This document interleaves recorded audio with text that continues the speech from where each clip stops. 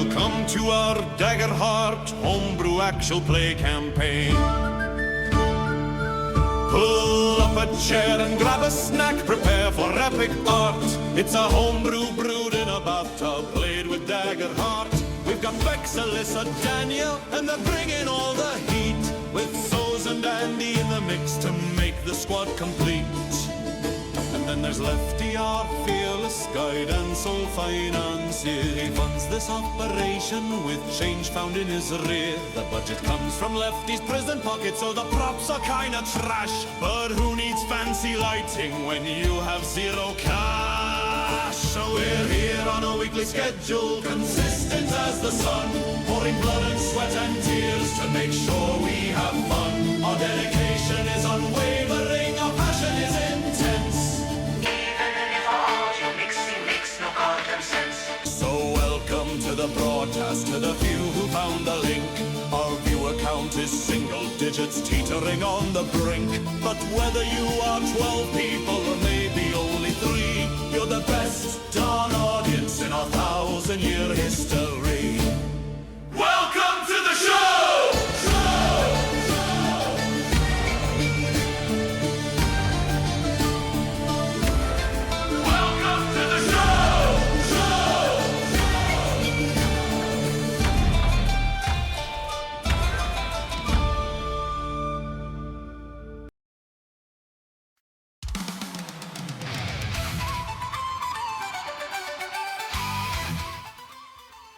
Excuse me.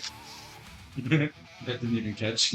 You didn't? I didn't see it. I didn't see a trigger, so now the audience just thinks part of Excuse me. Hey, it's an Orrery of Souls.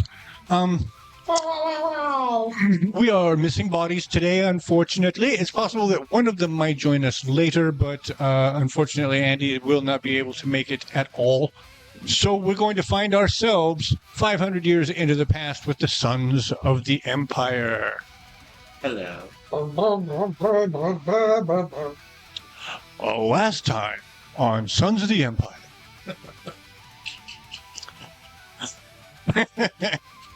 There was things that happened. Well, there was stuff and also things.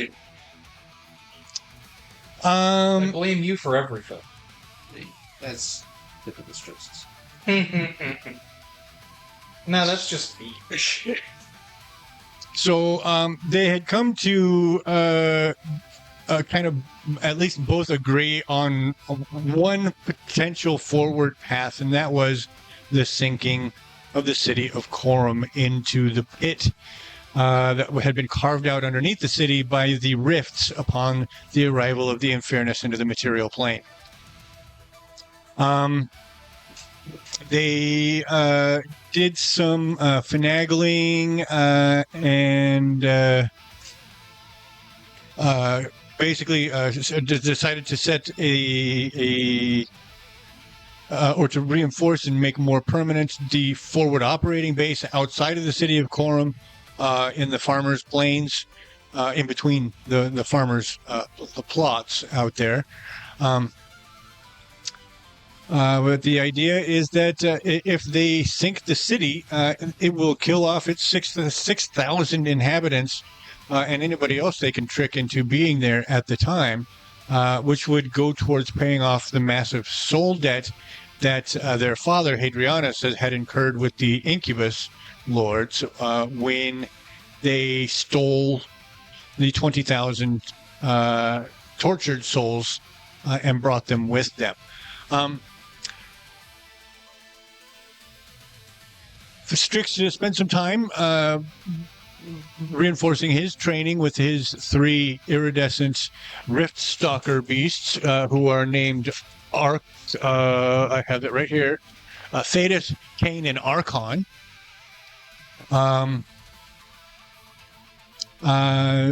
So he's trying to figure out whether he can actually get them to respond to him in combat and become useful a reinforcement to his Talon Guard. They decided that they were going to go meet their orc allies. Fick attempted to use Pericum, his Infernus communications officer, to send a message to Strix, who was literally across the hall in the Imperial quarters.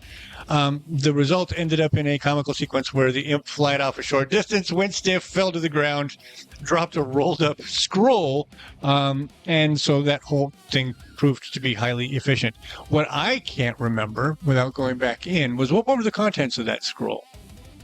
I know it was not the communication that you had sent to Strix. Yes, in the scroll was a singular trigger word that Oh yeah. Yeah. that trigger word is actually what caused him to stiffen up after leaving. That's right. That's right. So yeah, he had dropped the scroll and then disappeared. Okay. So what happened when you used that trigger word? Nothing happened. Nothing happened in the room I was in. However, a guard brought my imp back to me, and oh dear. No, he's not having anything. No seizure, movement, life. Yeah. No, he wasn't dead. He was alive not for a dead. little bit. So what conclusions did you come to about that whole circumstance? For me, myself, that was at least a one-time use to contact my patron. I have not tried using it again since, but that caused the ability to have a conversation with my patron. Or it would have. We did have a conversation. You did have a conversation. It did. Okay. See, He had waited until the guard left before speaking. Okay. So this communication happened through The end. the imp. Okay. Yes. Like I was there. I made it happen. It came out of my brain, but I have no memory of it happening. It's been like a month and a half. I started glancing through the session summaries, but I Yeah, it mentioned it mentioned that what I had said. You sent the message, the imp dropped the scroll, and it proved to be a highly inefficient method of communication, and then it dropped it. So I knew there was a hole there. I knew I was going to have to fill that in. So what was the crux of the communication you had with your patron? ultimately, my patron was pointing out that I was falling behind on my goals, and The mandates, yes. yeah, You were also made aware of the nightly meetings between Strixus and the... That's right. Was The what bonding Hexarch. was happening between the Hexarch and his other son.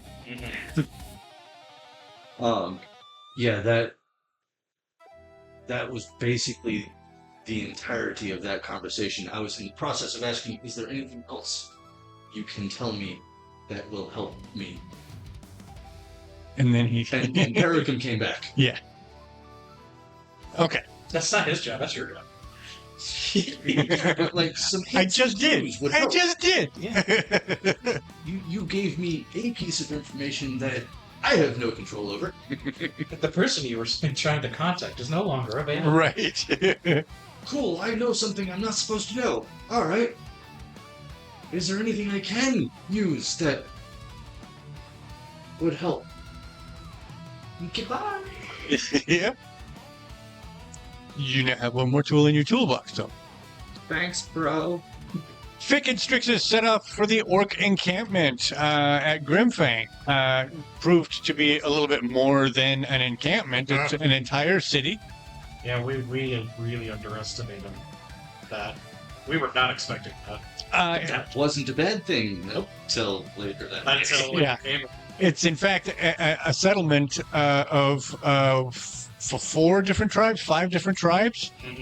All orcish, but that are all ruled by the orc chieftain, who right now, for the time being, is Bei'Hara the Mutilator, the Butcher. They brought their horses, some empty carts, and a gift of obsidian stalker meat. Not the rift stalkers, but the smaller, naturally occurring stalkers. And cats. The ones that aren't racist Yeah. that we know of. They seemed happy with it. Yeah, they were pleased. When they approached the massive city, their lack of riding skills became apparent. They were abusing their horses, severely jostling and hurting their backs. And so a contingent of riders, of orc riders, burst out from the city, plucked the heavy princes off of their saddles, pulled them onto their own horses to carry them into the city, thereby relieving the horses that that they had ridden in. Upon arriving, they were greeted by orc children and other citizens of the city, eventually being met by Bei'Hara herself just outside the city's amphitheater, their political gathering hall. The brothers presented their grand strategy to Bei'Hara, that they intended to sink the city beneath the earth, and that they wanted the orcs in on the operation to help wrangle the citizens that might try to get out before the actual collapse began. In exchange for the orcs' support, the princes requested training for their soldiers on how to ride and utilize their new horses for warfare. They had also arranged for you guys to take possession of thousands or hundreds of horses. It was a good bit of horses. I think it was hundreds of horses. Which would that deal's still in place, right? That's something that, and we'll explain why that deal might have collapsed, like the city of Corum. See what happened was. Somebody's dumb and somebody else has a short temper. While the leaders were conversing, tensions rose elsewhere in the hall. Rezul, the orc leader who actively opposes Bei'Hara's leadership, began to openly mock Commander Cronus, the Infernus commander. Happens to be female. Rezul claimed that that Bei'Hara's recent successes were luck due to the interference of the Infernus, and he insulted Kronos specifically, stating that she was untested and unworthy to lead simply because she was a woman. This did not leave a positive impression upon Kronos herself, and enraged, she drove her sword into his neck, kind of. I've replayed that moment over and over again, trying to figure out what I could have done differently. So there's nothing I can do now. We talked about this, and I'm glad that you look at it that way, because in my mind, that was a fucking railroad that you guys had no chance of surviving. It was not my intention for it to play out like that. But when I review what happened in my mind, I realized that while I was simply resolving this conflict between two NPCs as would naturally happen, you guys, I never said, and what do you do? I never gave you the opportunity to step in or interfere. And so now I'm like, oh, fuck. That was just misplayed on my part. Of me, like, there was an attempt for it. Like, you had even said, like, because I was talking to him too. I was there with him with Kronos. Yeah. Okay. But I stumbled over my words, which forced a roll to happen. That was during the trial that happened. Yeah, that was during the trial. What's the trial? It was before. That was before she stabbed him? Stabbed him. Okay, good. Okay. Because I was trying to get him to back off and shut up. But I stumbled over my words. I rolled. Oh, good. Then it's your fault. Okay, I feel much better. I do feel a little bit better. I'm glad that. No, it's your fault. You're a GM. I know, and that's really where it does lay. But it's less railroady than I remember it being. So that's positive. That's a good thing. Anyway, shut up. Rose didn't have to stab him. She kind of did, though. Strixus is on her side. Yeah. It just sucks. It literally collapsed the entire alliance. Let's be fair, that guy had to go. He was very douchey. Bei'Hara was never going to have any power with him, like any solidification of power. Right, he would always have been just a disruption to that. At least the other ones are more agreeable. Right. So Kronos leapt at him, drew her blade midair, buried her blade in his neck, killed him on the spot, and then she wiped his blood off on her thigh. And what did she say? She said, How do you like my tits now? "Yes, yeah, yeah." She kind of Do trial. for all womankind. I could just imagine, like, secretly after the trial, after we were already ousted, there are orcs women out there just like, I mean, I don't want to agree with her, Exactly. but he was a dick. Exactly. That she's a hero, and in fact, that's part of why Bei'Hara later did what she did. However, enraged by the blatant sexism and the disrespect, Kronos Kronos removed a roadblock. Yeah. literally That's clean waves. to maintain the order and prevent an immediate riot. Bei'Hara swiftly stepped in, ordering that Kronos be bound with ropes and taken away for trial. That trial began almost immediately. In the same chambers, the same amphitheater, Bei'Hara spoke, arguing against the death penalty by pointing out the heinous nature of Rezol's insults. Fick defended Kronos by highlighting it's a simple culture clash. In the Infernus culture, if you insult a warrior, you should be prepared to defend yourself. That's literally that's why that's how- just don't talk shit to each other. Exactly. He argued that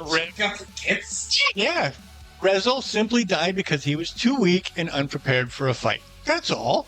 Strixus. Stand by that. Yes. Nope. Yes.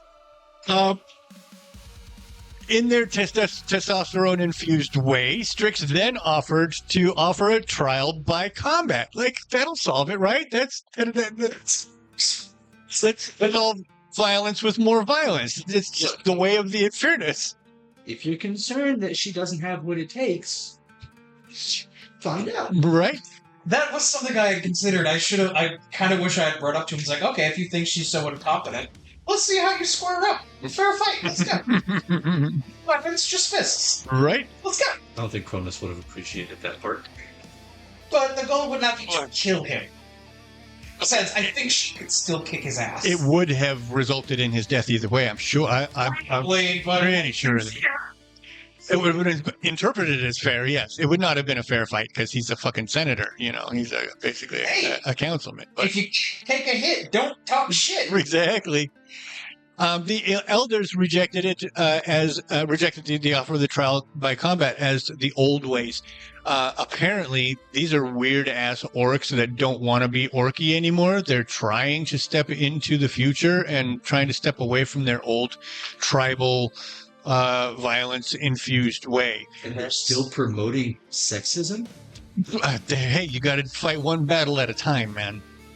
Strix then called out the orcs' hypocrisy, accusing them of being trapped in a Stone Age mentality out of fear, rather than seizing the opportunity for progress that the Infernus are offering. They literally could have taken over this country, like, decades ago if they weren't stuck in their own heads. Quite literally, yes. Yes, absolutely true.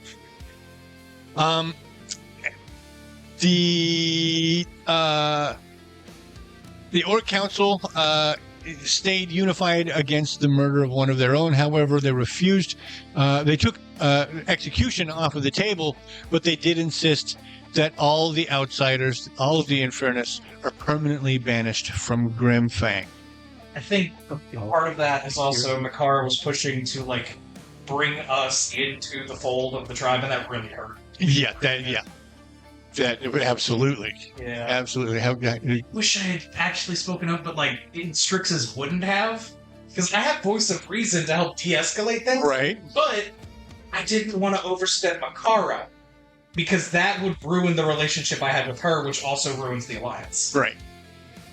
So yeah, so what happened was the alliance between orcs and Infernus got damaged. However, as we learn in just another moment, the relationship between Bei'Hara and her friends actually got stronger. So, as the Outlanders were escorted out of the city, Bei'Hara stopped to show her respect to Kronos. She cut her own hand and smeared blood on Kronos' face, promising that this would not be the last time they fought together.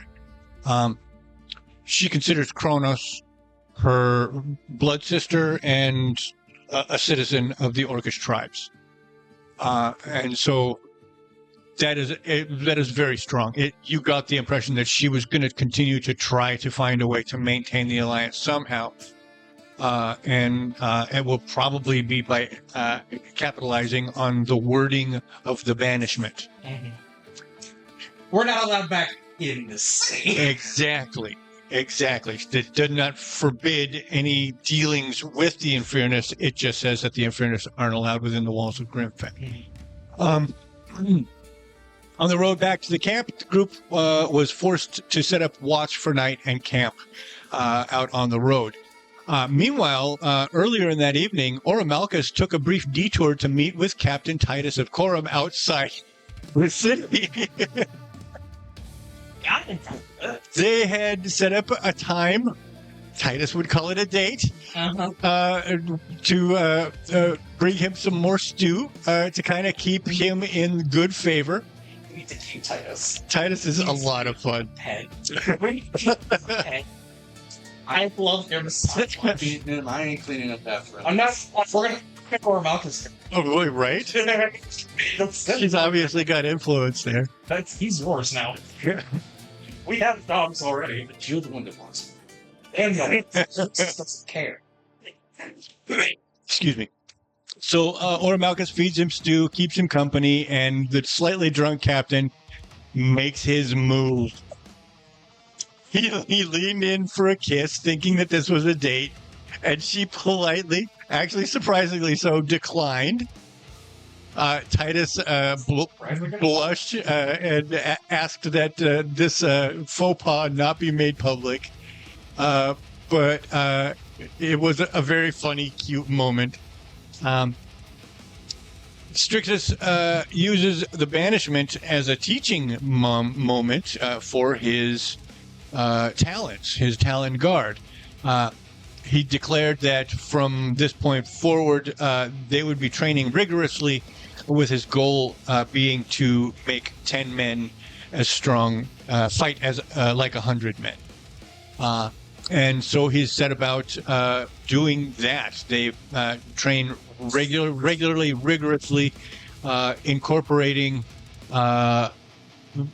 his 3 Rift Stalkers into certain formations and training them in the ways of this group's combat style. Also searching for if there are anyone interested in potentially becoming the last 3.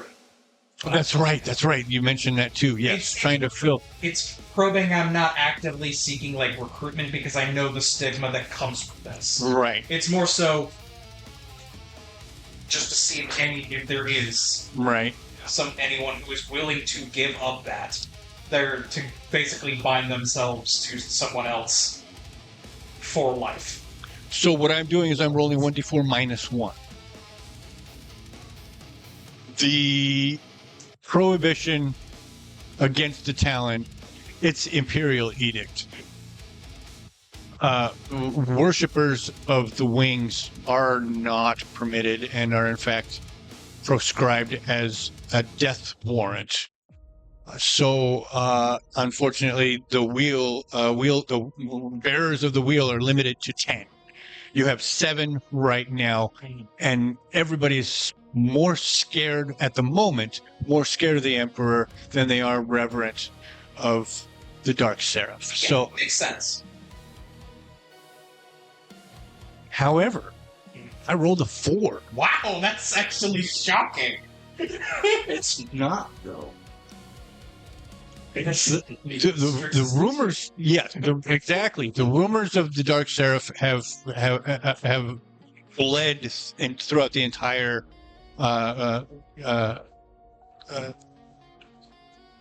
Cavern.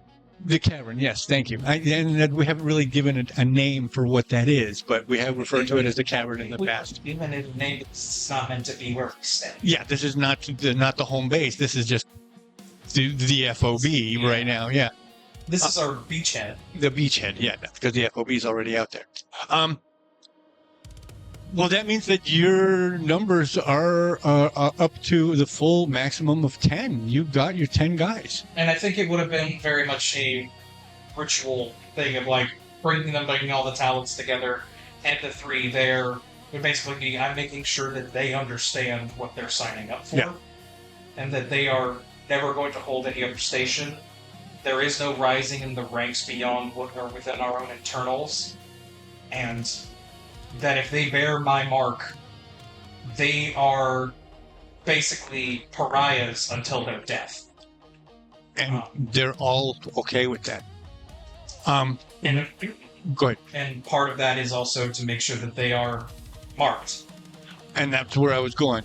One of the training techniques that you specifically, that Daniel talked to me about was, and this would be, and will, I guess, become, it's not hazing. It's, what do they call it when you're being inducted into? Listening? No, there's a word for. It's not hazing. I think I know what you're talking about. It's basically to weed out, like, who can't. Right, but it's a ceremony of induction, but it's also a trial by fire. There's a word for it. It'll occur to me eventually. Yeah. But what you had spoken of was a particular encounter for each of your men where you drive a knife into their belly, leave it there, and have them fight off the other members of the contingent. Oh yeah, I did do that. Yeah. Fascinating. It's like an Strixus, initiation, right? yes, initiation. Thank you. Yes, that is exactly the word I was looking for. So that blade is always driven through their belly by Strixus himself. And the goal is you don't have to win. Right. You have to live. Exactly. You fight, you make your mark, you show your stuff, and then you get healed. And that is really the actual point, because when you are healed by Strixus, you gain the wheel. The wheel is a scar that is colored exactly the tone of the Imperial red skin of Strixus. And even like I feel like even on other red-skinned in Furnace, you can still. Yes. It's very prominent. Absolutely. So, by this exercise, by this initiation rite, each of the members of the Talon, of the Reaver's Talon, gains the wheel, gains the mark, and that becomes a point of pride, to the point where guys are cutting out of any shirts or armor a window to where their wheel is made more visible and more prominent. Right? So Furnace. But the point is that the Emperor, the Imperial proscription of followers of the Wings of the Reaver these guys are wearing that. These guys are saying, well, that means that none of y'all can join us. Mm-hmm. And so, look, I am one of them. We may be pariahs, But you're prideful. You're not pariahs. Yes, exactly. You can't be. slots are filled. So, did I ever, do you feel like the stat sheet that I gave you for the Talon is where it should be at the end of their training, or should we revisit that? Let me double check it. I know that one of the things that I did want to do was to raise thresholds at the very least. Yeah, their thresholds right now are 20 and 32. That's pretty fucking good, though. Yeah. Yeah. That might even challenge Draco. These are tier 2, right? They're marked as tier 2? Tier 3. They're tier 3. So they're actually ahead of you right now. I would. No. The only thing I can. You guys are tier 3 also? 1, 2, 3. You are correct. Okay. We are friend. Tier 3. If you're level 5, Yes, you're at the beginning of tier 3. Okay. That maybe my one is like an extra point of HP, but that's not required. Not a requirement. But because they're at 6, taking it to 7, but that would mean Kronos goes from 7 to 8. Oh, you're not training. You are training, but yeah, no. That's something that you can choose to do later, but these guys are going to be stuck wherever we lock them. Yeah, that's fine. So I think they're really damn good. I'm going to do you one better. Roll a d4 minus 2, which means you've got a maximum of plus 2 hit points to the talent. 3. So So you get a plus 1. You do get the plus 1. And with that outrageous threshold, it makes sense that they would have another hit point as well, given the extremity of the training methods that you're implementing here. Right. And some of your guys are now walking around with 4 and 5 wheels, particularly because Because they're not careful. Thetis, Cain, and Archon. Look at hard I trained them. They're training with the dogs, and the dogs are learning how to control themselves as well. So they're taking extra damage from the dogs as they learn. No, these are good guys. We're learning to get better. Do this good against the bad guys, but not against our guys. So yeah, you're The goal is to not earn more scarring, obviously, but it's happening. and every scar is a lesson that they learn. Every scholar is a battle. Make a note of that for a song. We need a Reaver song. We need a talent song. Yeah, we do need a talent song. So their thresholds are higher than mine right now, which is great. Yeah, and that's that. Or HP. They've been actively on the field longer, not the fields of the material plane, but they have been. Yeah, these are veterans. You've been a coddled prince. These guys are veteran warriors. Yeah, so common. Their thresholds are higher. Yeah. Not higher than Draco's. Wow. Right now, he is at the end of tier 2, and he's got 1629. To be fair, Woof. we are still tier 2 in that game. Yeah. So, But we're at the end of tier 2. One more level up, and that puts us in tier 3. And that's its own deal. And so, I feel like we've covered the training well. yeah, pretty much. The only other thing I could think of is, like, if we can work out the whole horse thing, learning how to ride horses, obviously. But that's going to be kind of inference-wide. Yes, exactly. And that requires you getting back together with Bei'Hara and so, Figuring out if we can work out to keep that. yeah. We know a horse trader guy who we could probably bribe to teach us. Teach us how to ride the horses we'll ride in on to take your world over. He doesn't need them. He doesn't need to. That's true. If he's valuable enough, we'll keep him. Probably. Maybe. So.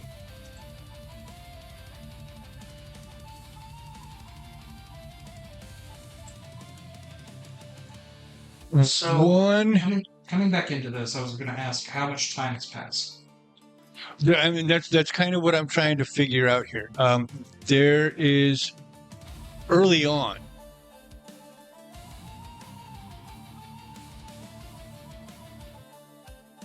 On one of your nightly visits with the Hexarch.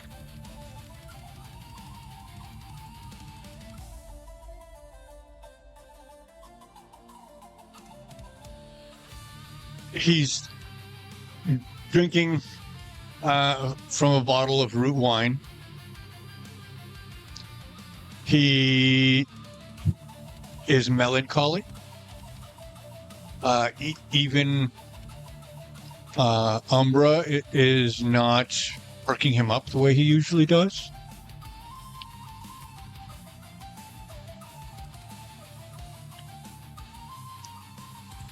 It looks as though he's been expecting you because there is a second empty glass on the same table. So when the guard opens the door for you, does not announce you. Things are becoming a lot more comfortable, less formal during these meetings. Hey, you can go talk to him anytime. That's your fault. But yeah, when I go in and I see the state he's in, he's not drunk, but he's not thrilled. I just quietly go over, pour myself like 2 fingers of wine, and sit down across from him, and he's like, "That's not a face I typically see on you, fellow. Are there troubles back home?" Not back home. They are here.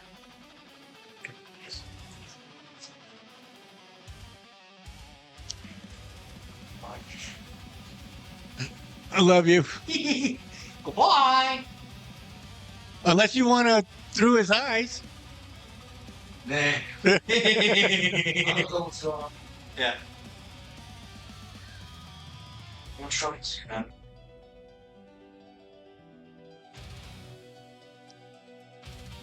If we don't do something to rein her in, she's going to leave, and that could end up causing more problems for us than I feel we could manage. Beatrix.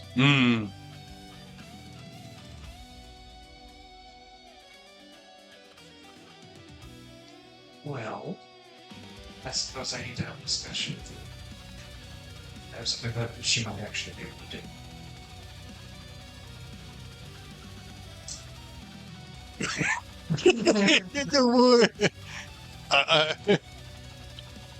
Though I am curious what she's gotten up to this time. Please tell me what you could possibly. Oh, please. I sent word to you on a meeting we had when we were at home. I'm waiting on some information about the Arcanist. Needs to be removed. He knows too much. She would love that. I would prefer him be taken alive so we can interrogate him, but if not possible, a silenced tongue remains. I'm simply waiting on information. I have a contact in the unknown there I paid handsomely to find out what he could handle. Though I may have to step up the timetable if she's that restless. She very nearly broke one of our sapper's arms as he prevented her from leaving this morning. We're lucky she didn't outright kill him, but I think she was more proving a point than actually trying. But when she starts acting out, you know. Yes. I do recall the midsummer debacle. Come on.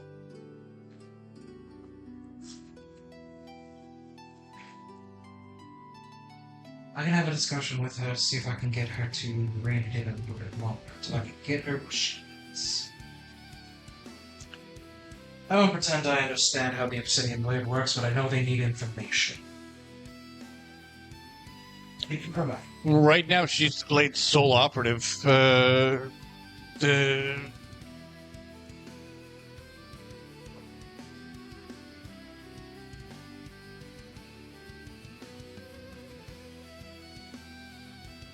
On this side of the rift.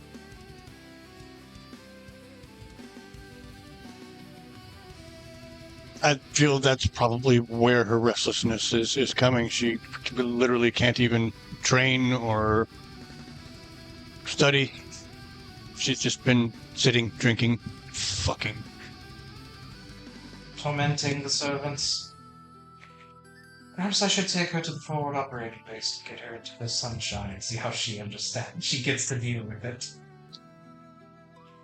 I would take it as a blessing. Get her involved in what you and your brother are doing. Yes, at least to a degree. Her talents are wasted here. We just haven't had anyone to aim her at. Killing the king would make things... I think she'd be insulted if we sent her after him. Too easy. Everyone except for that the Arcanist is not worthy. I love the lane. I'd rather just drown the whole world together.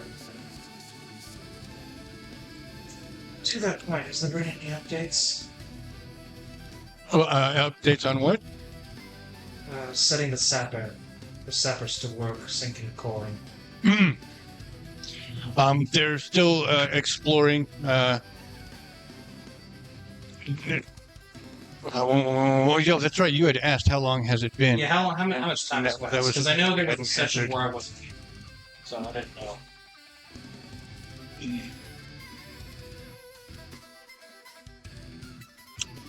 We're just on like 8 days. It's just one week is. Okay. So they're still exploring the boundaries, and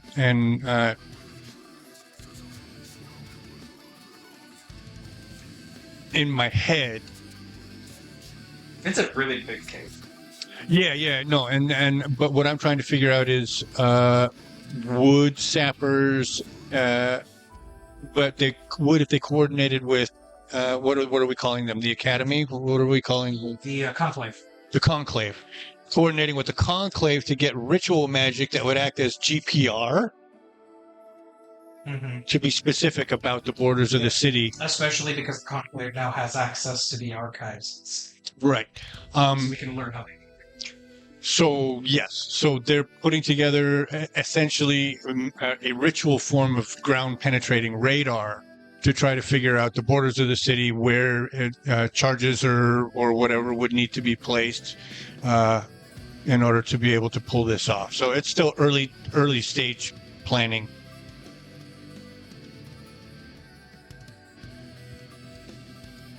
Yeah, at least progress is moving steady. Glad to hear that some plans are still going according.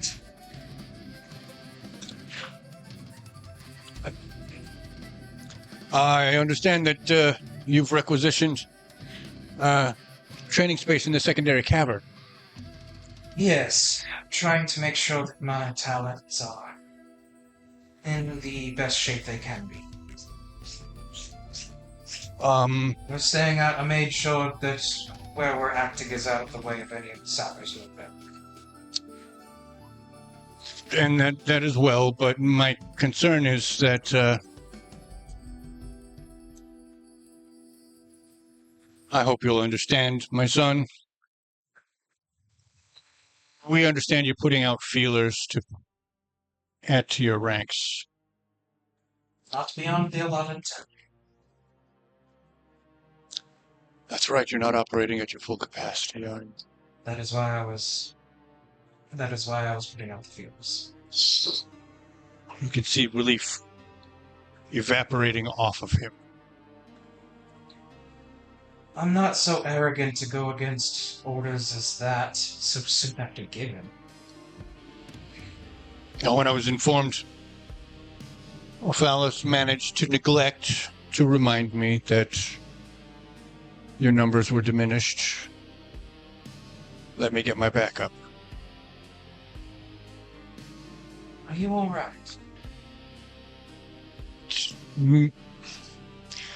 The past few hours since Ophalis informed me of your intentions, I had been thinking I was in contention against my daughter and my son.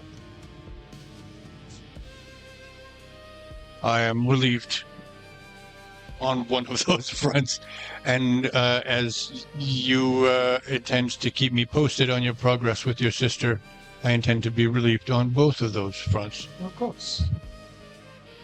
Despite the current tensions and the line of succession, I am not sure how.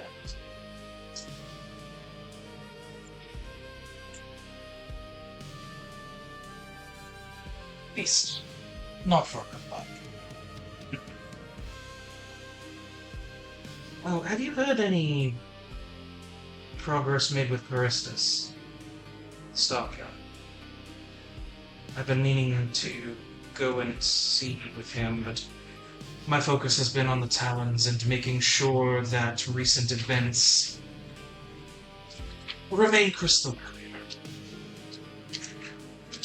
He's the master of the stockyard. Yeah. No, and I'm just trying to remember what specifically we were trying to see how we can capitalize on. The strange souls, as well as understanding what we can find out about them. And the Hexarch, when I introduced him to them, basically said you will have unlimited resources to figure out what you need. Yeah. Yes. I think we can do that. So here is what we have discovered.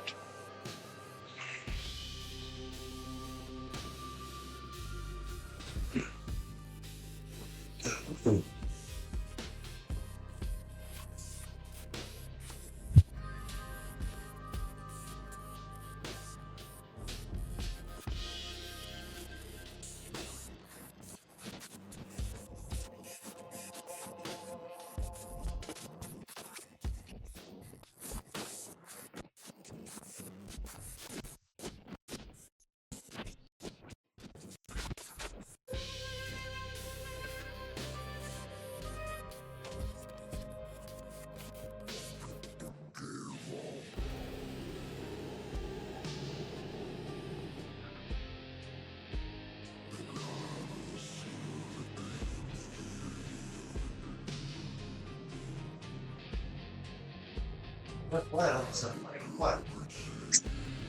He's looking up something. How dare you? I asked Father if Charistus had any updates from the stockyard with the weird souls. Wait. That's what we're waiting. Also, we're gonna take our sister on a field trip.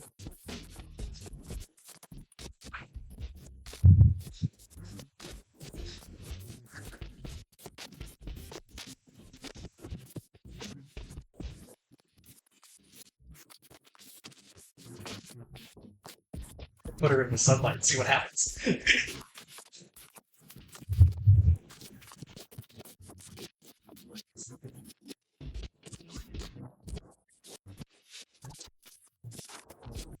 You know, keeping looking at it's not going to make it turn back on. I know, I've tried. No, it's not whether or not it's going to turn back on. It's whether or not it's getting cold. It's probably not going to get down until the sun goes down. It has dropped to 80 from 80. That's good. It has gone down. As the sun dips lower, yeah.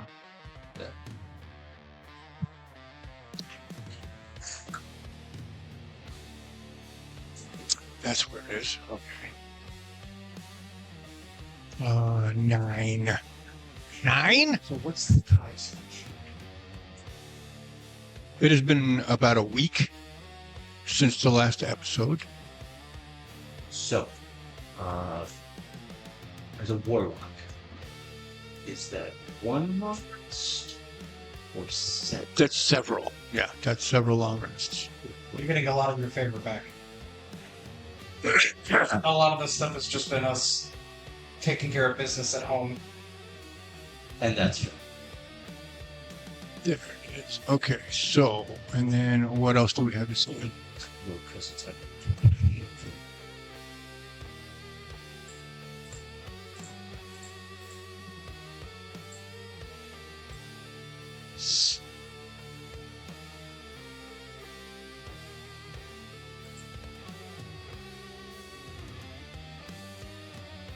Daniel. 36. I don't got that much with Voss, but then again, we're literally going. It's literally been 4 days. Yeah. We were talking about that last night. When I do my stuff, I pack a lot of stuff into a very short amount of time. There, and I justified it as yes, but with the other game, it's split between two different scenarios going on parallel. So that time is doubled. Because the party is frequently split. Yeah. We have a lot of stuff we're trying to do in both games, but this one takes a lot. Yeah. The other game, we don't have much time. Yeah. And we need to be careful about what we choose to do. I think we've done pretty good time management on the other game so far. So far, we do need to figure out specifically the repercussions of what has happened so far. I know that's not going to happen just yet. No, that's going to take some time. It's still going to be a day or two before that happens. In game, I think. But I do believe tomorrow in game, we should start seeing hints of things are moving in a direction. The fact What that fucking someone doing? broke into the prison and tried to murder you should probably affect some things. Twice. Yeah. No, you've almost been assassinated 3 times. So, like, assassinate is, like, a really loose term. Kill. One of those. You have been attacked in prison 3 different times. Yes. 2 of which were intentional assassination attempts from outside the prison. One was a consequential... Revenge hit. Was it? We don't know. We honestly don't know. There was some... Just because there's precedent doesn't mean that there was pressure from another source or on the outside. This is true. And clearly when he saw that Like, was... it would make the most sense to me. Like, if I'm running, like, an intelligence organization that's trying to take out a target in prison, the first person I'm going to hire is someone who has reason to go after you. Because that's plausible deniability. Yeah, but also that's that specific. Well, it's also guy a thing of they wouldn't have had time to vet him and see if he'd actually be worth his salt. Right. He obviously does violence, otherwise he wouldn't be inside. He obviously has a connection to you, an intent. So and you're yeah. pressed for time because the investigation, because this is the most spotlight that's ever been on the Black Nail before, they're trying to cover up all loose ends as quickly as possible. They just can't wait those 2 extra days. No, they can't because they know they're screwed if they do. But they might not be if they do well enough. They haven't. If your thumb's not on the scale, you're risking a loss. And that's the Infernus way, that's the Black Nail way. If you're not rigging the game in your favor, you are losing it. That's the Republican way. Sorry. It's a politician way. Right. So yeah. Well, I would say, like, they didn't have their thumb on the scale. They put their whole fucking hand. The 3 jurors were fucking the tape. And they're still not comfortable. Yeah. They're still not comfortable, and they're still trying to actually remove the problem physically. So yeah, they're literally throwing everything they have at you. I think the Black Nail's thoroughness is actually acting against them in this regard. Yeah, if they're going to try and throw everything at one individual as soon as It reveals their whole hand. It's definitely resulting in a preponderance of evidence. Yes. And aside from that, when it all fails, what else do they have to use? Because we'll know how they freaking work A now. nuclear bomb. They might. It's fine. If we can't control the city, we'll control the ruins. It worked once 500 years ago. Little do we know, there's another cavern. Dude, I would consider that if I was running an organization. Hey, if you can get away with it, it worked 500 years ago. All we It need can to do work is again. some strategic rift summoning. Mm-hmm. This time just a little bit higher, a little bit closer to the surface. So, that's one question I've had that doesn't need an answer. Was that cavern there before the rift? No. We literally carved it out when we came through. That's an interesting decision. I think it was a side effect more than a decision. It ended up being a convenience for some other stuff later. Yeah. It's gonna be. It's almost like the moons want us to do this. It's gonna be cool. We are their gift, after all. You're thinking on such a small scale. Yeah. Really? I'm sorry, but we've just learned the actual scale that this campaign is operating on. Not the idea of Strixus thing. Okay, yes. Strixus would see us as basically playing on the line. Thank you. I had forgotten something important, and now you have reminded me of it. You're welcome. This is going to be awesome for you guys, the players. Not going to mean a goddamn thing to Strixus or Fick, but in specific response to your question, what have we learned from Charistus and what he is trying to accomplish? What was the name of Azrael. Azrael, the master of the conclave? That's right. I need to write that down. Teshinus, who is your specific representative working with the blood. Azrael he will have designated another conclave master to working the cavern problem, especially after learning that there is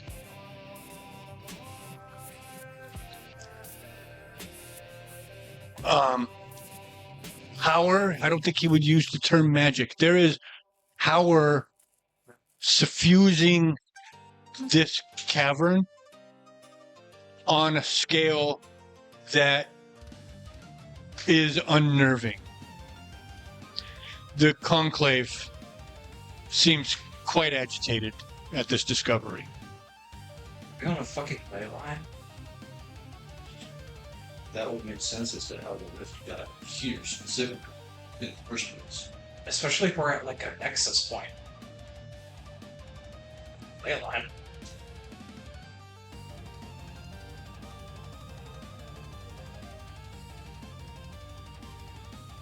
Huh. Also, the moon appeared in the sky right above our fucking cavern.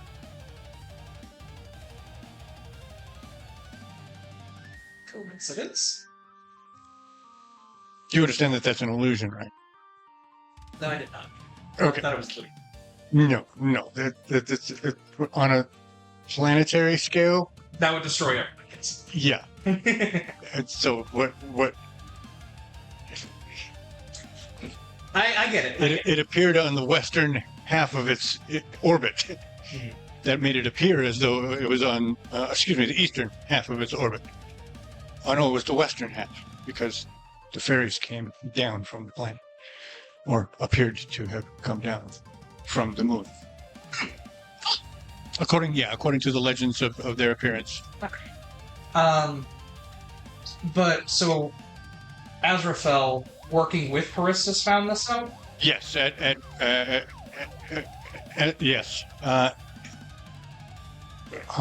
So the reason we suspect these new souls are just appearing here is because of the location that we came in. Because something about this location is enchanted, or is generating, or is attracting, or swallowing power on a scale that is disconcerting to those more educated than I on the topic. If we can tap it.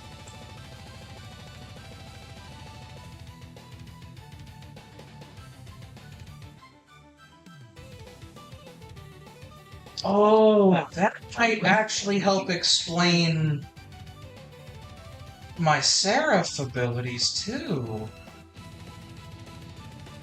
Why, they awoke when we came through here. Ooh, interesting.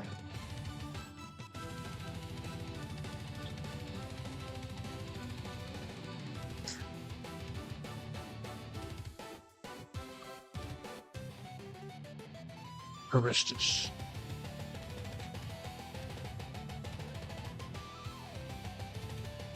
You said that might explain your Seraph powers. That's the thought. If this is a nexus point of power, stands to reason why they would have awakened, as they did, like when we came through.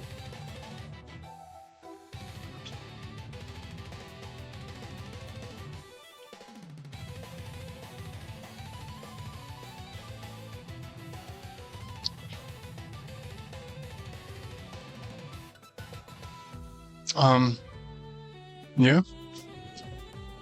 Just this is nothing but it could be starting.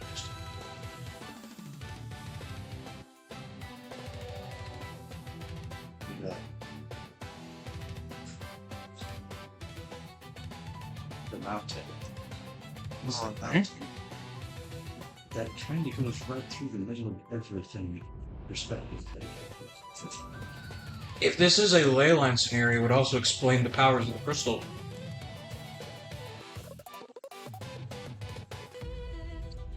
I'm probably cool. Don't we love it when we discover things about our world we didn't plan? I really do. I really do. That's once again, it's the co-authorship that this rule set provides, the flexibility of being able to incorporate new canon because of emergent discoveries like this. That's an interesting thought too. Yeah, where Those are the Dales. That's Waller's. Oh my fucking god! You guys have got that side campaign stuff? wow, no, Main campaign. that's main campaign. Wallowdale is where Fushi was born. It's straight line? Yes. Yeah. Holy shit, it is ley line bullshit. Pull back out again. Yeah, it has to be. Pull back out. If it's not directly a straight line, it's close enough. Okay, where is? So yeah. Oh, too far. I'm not trying. That's Faith Wheel up there, so that's not on the line. Okay, but we have Corum, Callum Lake, Wallowdale. Wow. So yeah, what I wanted to figure out was what else in Fear and Shame. Yeah. And or not drug. Hold on. Because where is? Okay, Kate Saren's too far south. That is the seat of the Summerledge. That's where Summerledge Castle is. Interesting. But Civilization is drawn to places of power. oh wait, where is? Where's We'll go back to Kate Saren, former Kate Saren. There, Steeberg.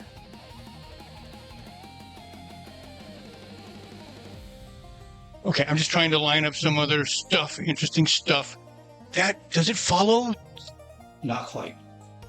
Okay, It's close, but it doesn't quite. the migration route That's what I was wondering. runs parallel with it. It's really gonna.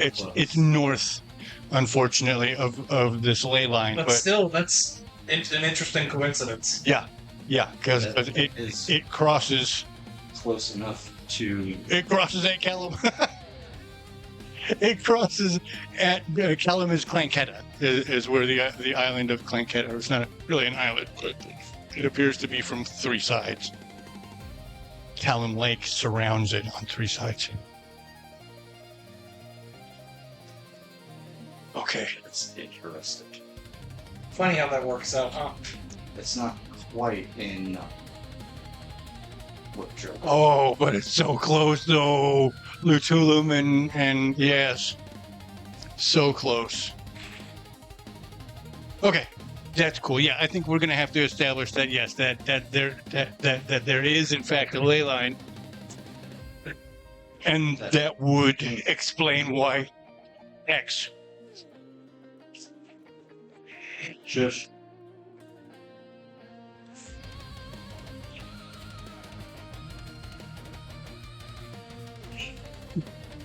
Funny how that works out, huh? Yeah. That's awesome. Yeah, somebody started talking about ley lines and unusual amounts of power. I'm like, where? No, As if we establish no hearts for you. Forum as one pseudo and the other point of interest it would used to be Right? anything between and potentially past either of those points are certainly points of interest. Yes. And since Forum is as far as it basically can go, What?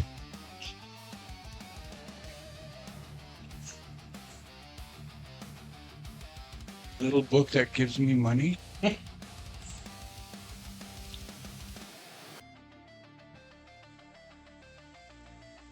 It's not a book. It's called Sun Bucks. Like dollars, like bucks. It's a card. It's a credit card. It's not something for you to play with. Sorry.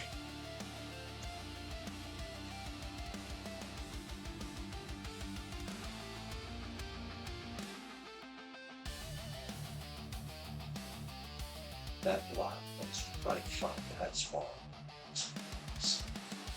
Yeah, that's amazing. That's uncanny. Daniel, can we have Strixus make a perception check, please? Sure. This over the years, I'm going to put it right at 15 because why would you care? But also over the decades, you very well could have noticed, although its significance wouldn't have meant anything. But would you have noticed it? And that's what we're rolling for here. Do you have anything that will help you, any experiences that will help you on a perception check? The only thing I can think of is maybe Reaver, but I also rolled really bad. So, I have things that might assist, but won't help. I rolled a 4 on Ooh, the dice. yeah, you don't know. Yeah. I'll try that. Okay. Again, it comes down to why would he care?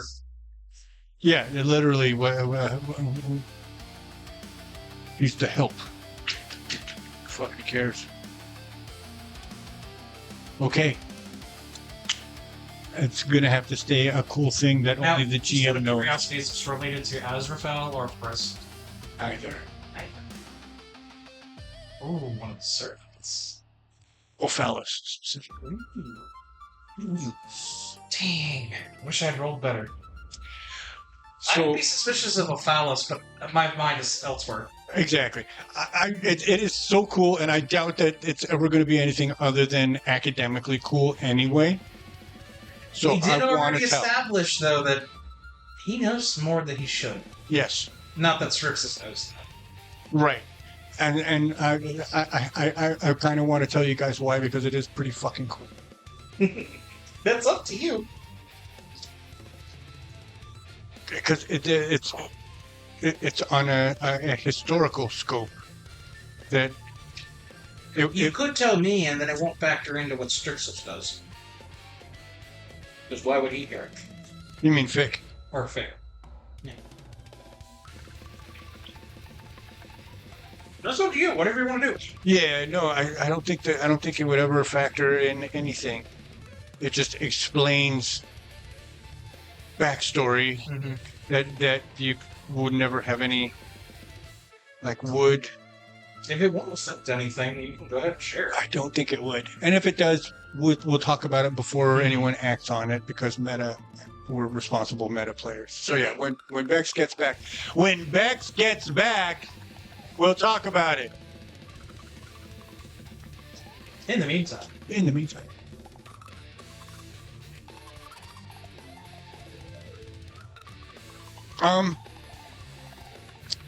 Okay. Okay. I said okay. You hear a slight hissing sound, and then you can see a small curl of yellow smoke in midair just behind your father's. You've seen this before, just behind your father's shoulder. The smell of brimstone, sulfur fills the air, and you see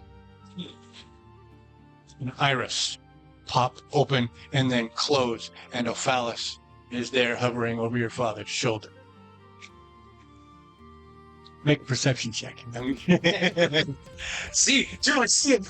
Right. What's that mean? Wait, hold on. The short version is that means Fushi has an even bigger excuse for choosing Glyphim.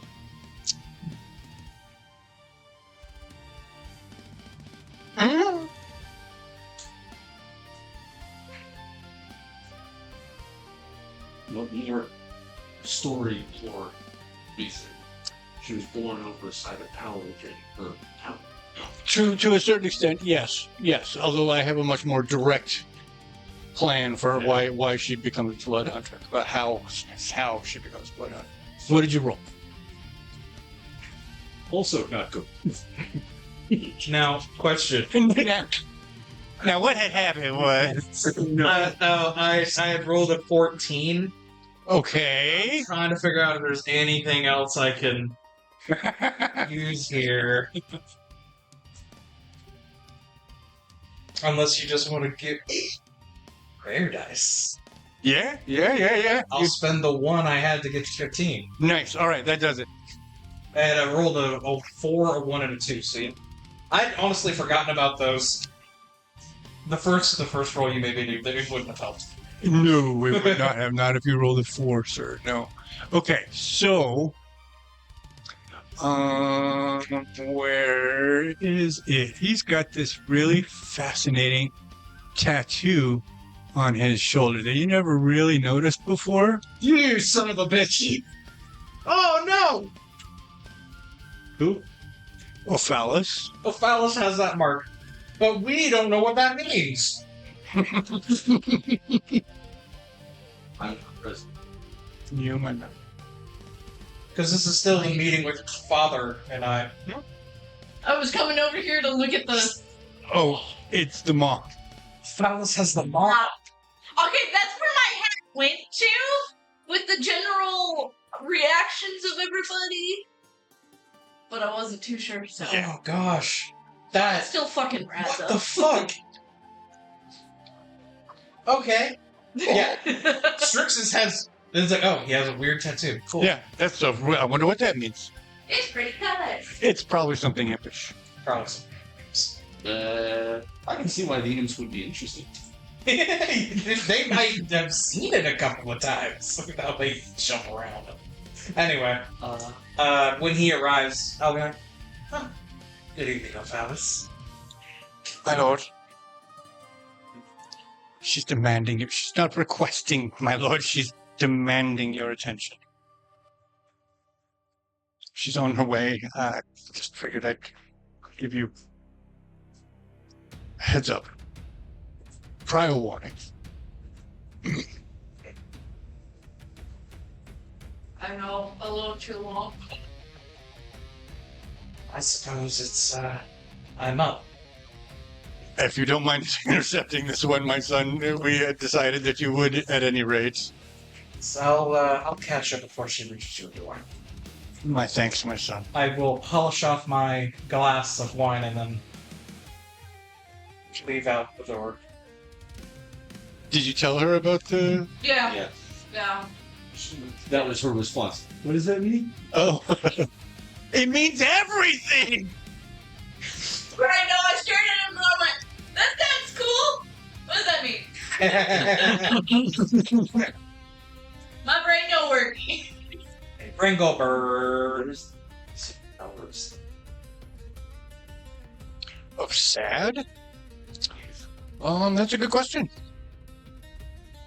We're playing Geo. Which one makes it? Which one makes it cool? You don't know? The place we haven't fully explored yet. The world is big, and we're not. Yeah, I don't. Well, at least I don't think so. It is possible that I could have laid out the capital. So let me find out if that's anywhere in canon before I answer you.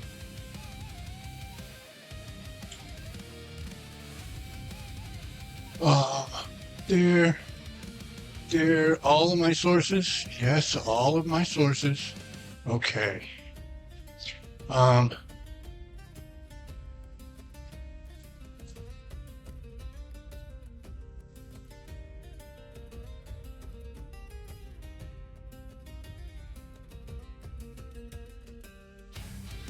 It's SADH, right? Yes.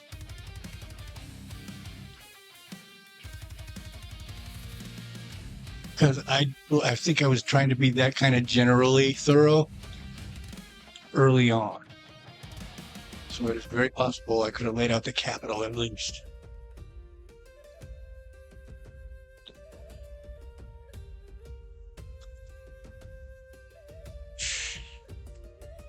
Something funny I want to point out. The majority of this session in a totally different gaming was focused on talking about the other campaign and then playing GeoGuessr in the setting. Yeah. so far. Isn't that just like us? This might as well be side quest. It's kind of funny. In the middle of these two. Right, but is there? Can you zoom in and check out each of the named cities and see if there's a different? Because we may have to actually, like, what is there? See, these mean things. One of them is going to be I think it might be the star, might be a capital city, representing a capital city.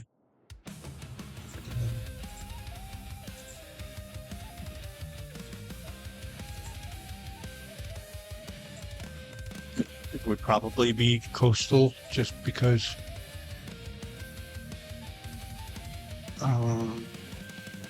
this means it's walled. So roll over the star for me. The state capital. So yes, when you see that star, then you'll know. Oh, ha ha ha! Does it line up? No, we mentioned star and but in a different place. But the next flag has a star.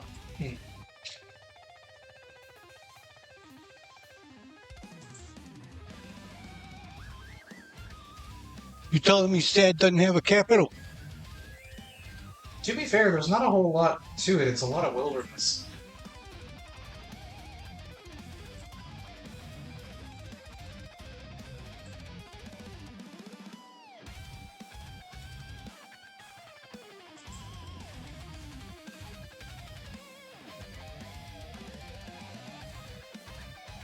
Okay, there's got to be a better way.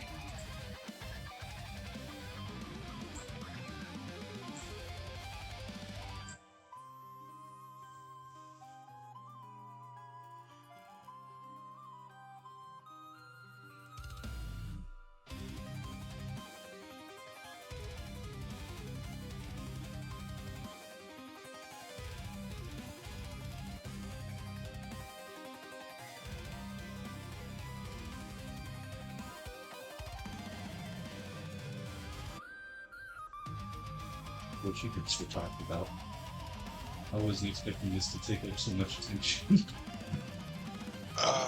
State of Sad.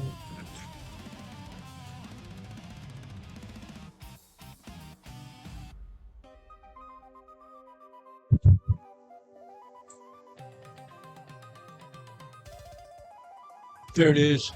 Andum. Andum. I clicked on that. I clicked on clicked on this one. Okay, we got it. So that is not in a place that was lining up with where you had All I had done was gone from your lay stick. Wait, zooming out.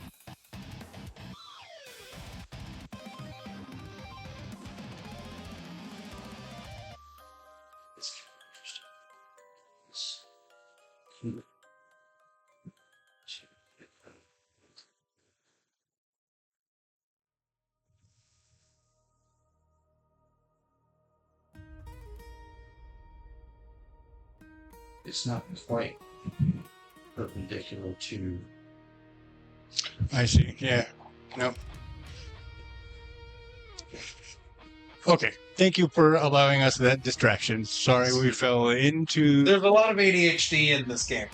I think there's a lot of ADHD. in this house.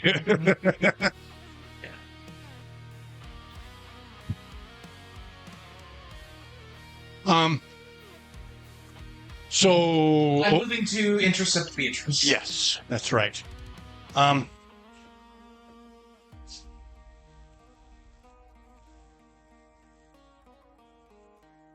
Why do you not? I know. I really keep doing that instead of doing that. I want. Why did you do that?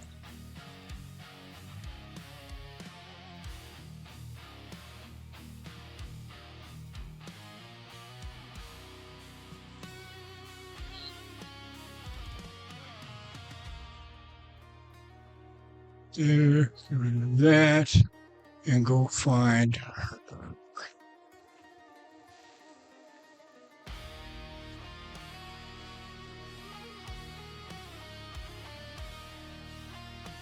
Definitely a daddy's girl. Oh, absolutely.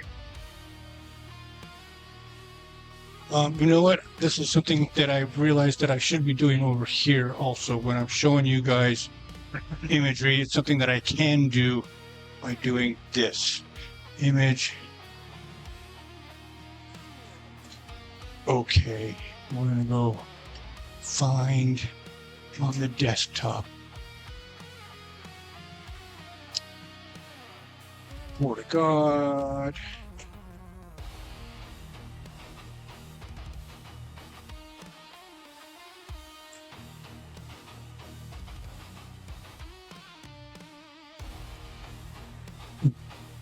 Transform, fix screen.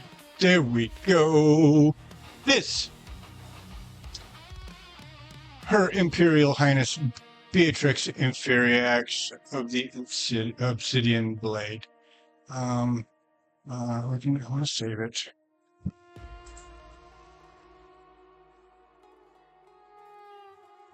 And just for those of you who did not get a chance to see it,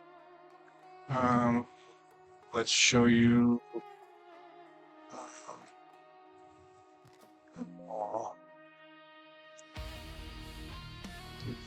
There, take a look at you. Throw you up. That's the Obsidian Maw. This is the image that we saw in the main campaign. It worked into the leather of the faceplate, the blank faceplate of the shadowy assassin in the prison. Okay. So that way we've done our due diligence there, because this is also a black on black tattoo that is found on the shoulder of Ophalis, the imp advisor to Hadrianus Infurius. What does it mean? What does it all mean? So Miss Beatrix, storming through the hallway, dead set on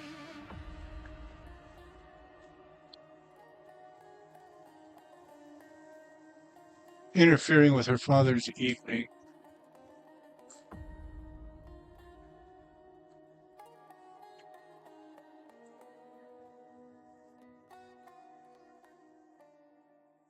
Seeing her approaching, I put on just a big toothy grin, like, "Hello, dear sister. I was actually coming to find you." Out of my way, Strix. I'm on my way to find Father. He's indisposed right now, but I think I might be able to solve your predicament. Oh, my predicament. You know what my predicament is, do you? Yes, you're very bored. All right, what did you have in mind? Well, I'm fairly certain the entire camp is aware of how bored you exists. You've made that abundantly clear. Well, it's well that you set yourself to solving this problem for me, brother. Call it a happy accident. But your skills actually will be needed.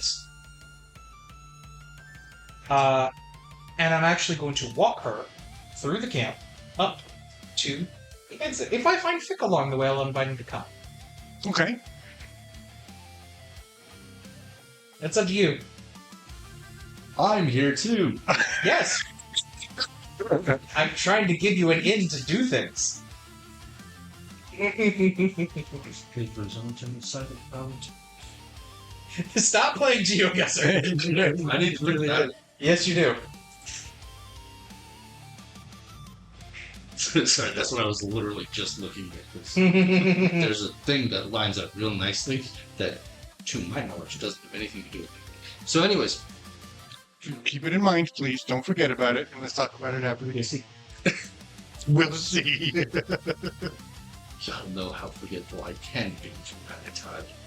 Well, now you have a recording to tell you, hey, go back and check this. Right. Note to the AI. Bex wanted to tell me something about Risontum in relation to potential ley lines. Okay.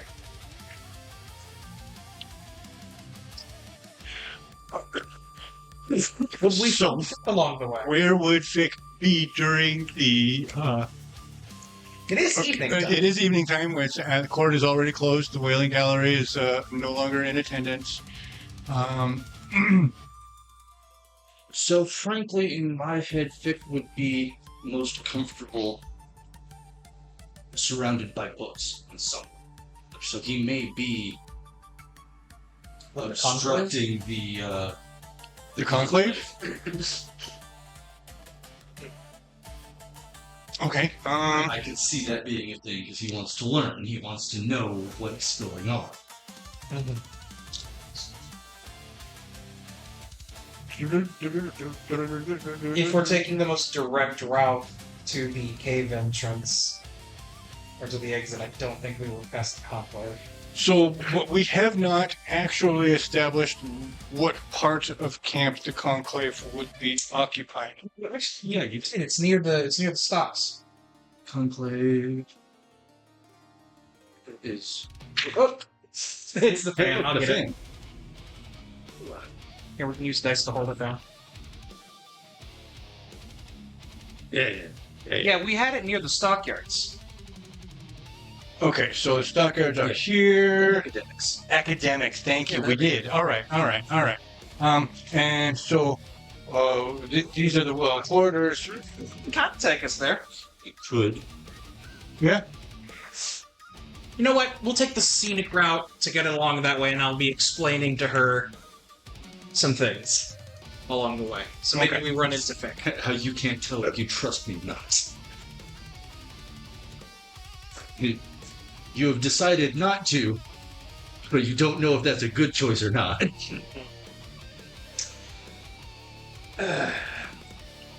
Beatrix, my dear sister. Would you like to go outside? I would like nothing more. Father's kept me here like I'm his pet stalker. Well, unfortunately, I can't. I don't have anything to throw you at yet. Well, I do have something for you to take care of. Which is it, brother? I'm waiting on some information. I've been trying to gather information on a target that we need removed, and you're the first on the list to deal with it. Perhaps I can do some investigation. I can go out and find what the information you're looking for. Unfortunately, that is going to have to go through Father. But I should be returning back to town to get the information. If soon, it's been roughly the timeline that I'm expecting. But come, I can at least walk you up to let you see this new world.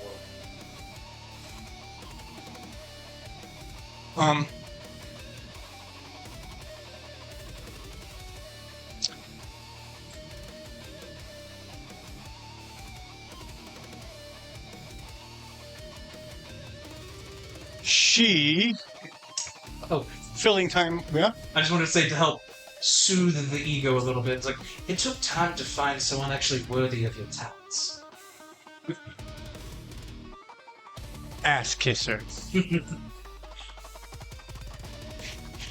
I believe I learned from you. Speaking of ass kissers, Hmm. what are your thoughts on the usurper? Have you spent much time with him? None. I've had my people watching him, but other than soaking up the family's resources and glory, we've learned nothing about him. He doesn't seem to be a conspirator with anyone. He doesn't seem to have any outwardly manifesting plots or plans or designs. It's as though he's just kind of a frog sitting on a throne. I can tell you this. There's more complexity to it than your spies can help you. As for if he's working for anyone, it wouldn't be anyone here. I don't know if he has any patrons back on the inside. My best gathering from him is he ultimately works for himself. It's fun. Have you looked into his blood at all? Tried. Father says he has, but I haven't been able to uncover who he consulted or what the results of that consultation might have borne. I'm not so. That'll be my first line of investigation. Yes. If you can reach out to contacts back home, I would definitely be curious what you find. I've already done so. I have the blade on it.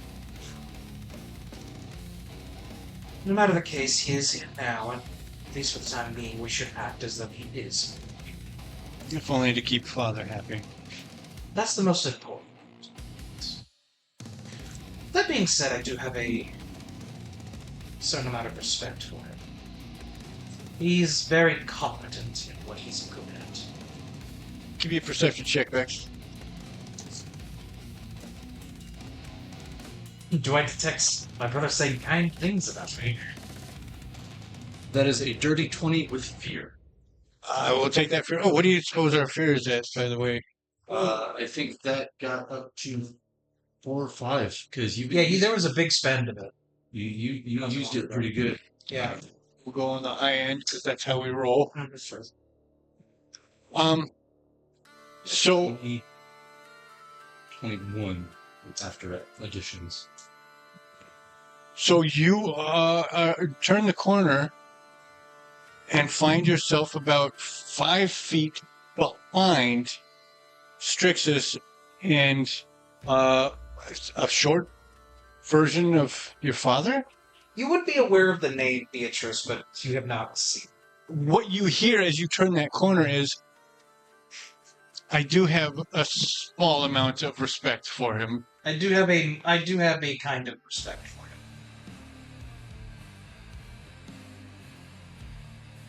She says, well, I'll find what he's about. I have no trust for him, but I also haven't spent any time with him. Well, I wouldn't say it's trust. I respect and trust him. I can trust him to not stab me back directly. Give me a perception check. But he would certainly. But if he was going to have some. No. I want Daniel to perception check. Okay. Okay. because out of habit, frequently someone will say something like "stab me in the back," and then they will look behind them. 14 with hope. Target was 13, so yes, as you say, I wouldn't expect him to stab me in my back.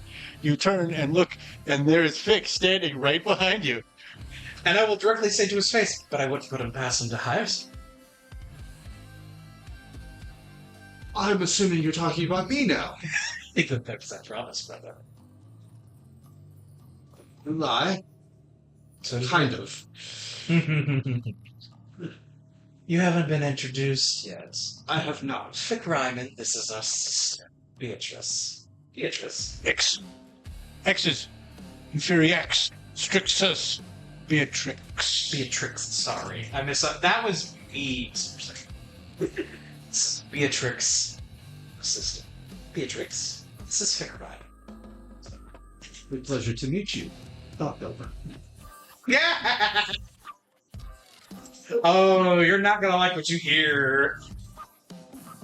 Spend hope to read the vague surface thoughts of a target within far range. Very nice. She's probably thinking about 45 different ways to kill you right now.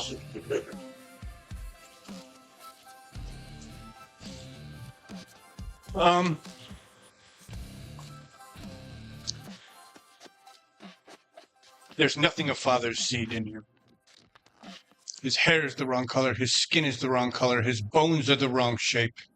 There's nothing of my father in this usurper.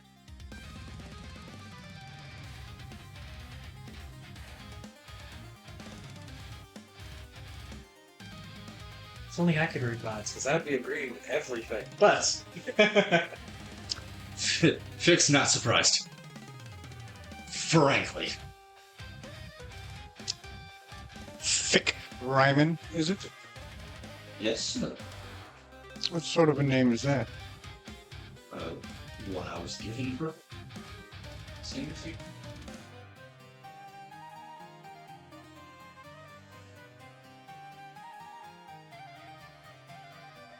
My mother named me.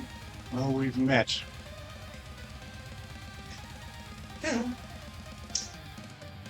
as would be polite, I'm actually going to be giving a brief tour on the outside grounds to our dear sister, if you would care to join us. I would, in fact, like to see how things are progressing at the forward camp. Yes, I was thinking about taking it. Walking, it's a couple hours to stretch your legs. Until we get out of the cavern.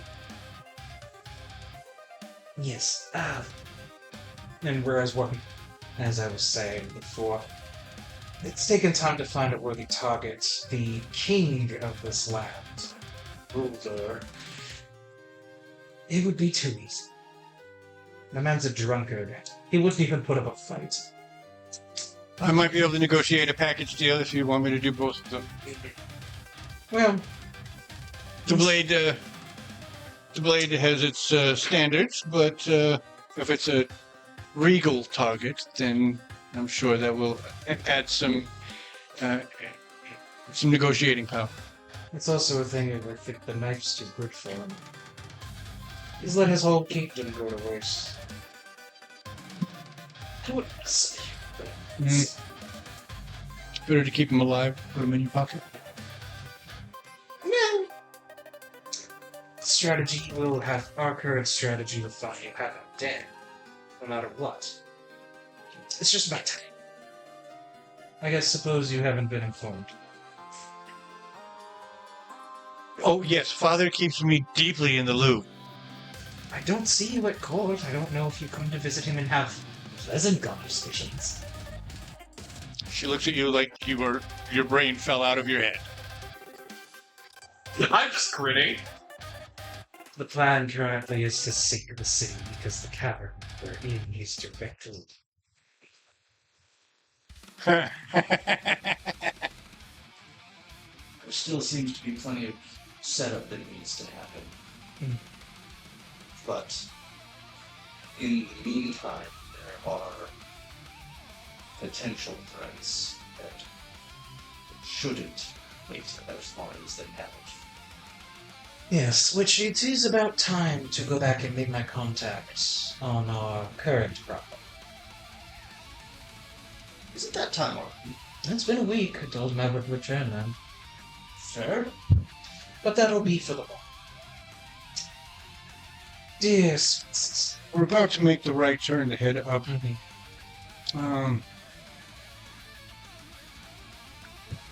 When just on your left,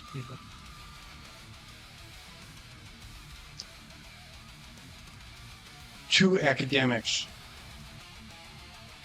come out of the main entrance at speed, not full running, but like running like a college professor runs if he's late for class. Question. Sort of, yes.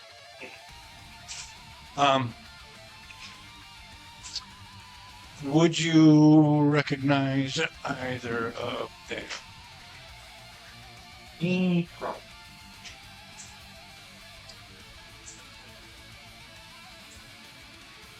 No, yeah, you probably would. Oh, okay. Azrael is one of them. Yeah, I know Azrael. Oh,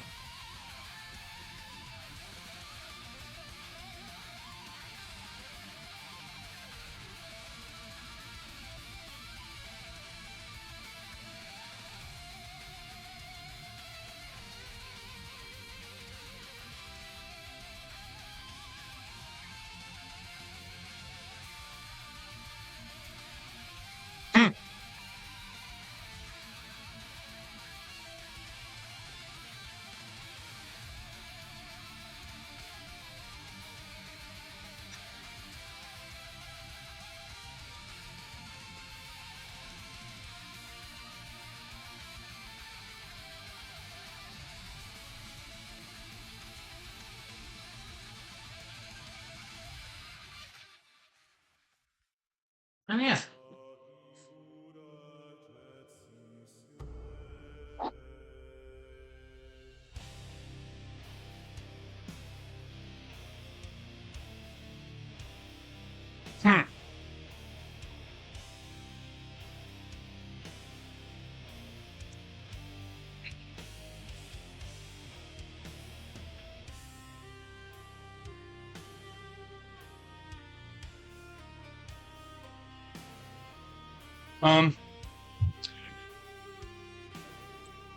He's fucking off. He's checking the tip.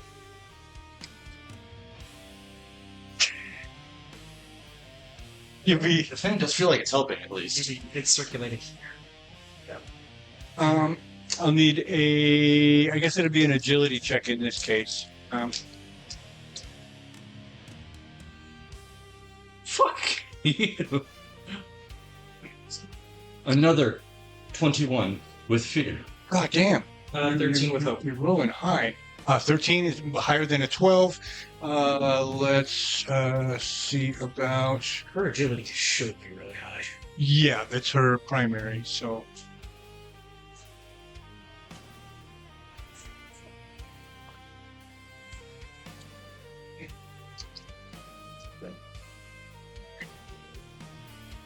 Also with fear, but that is a 12, 13, 14, 15.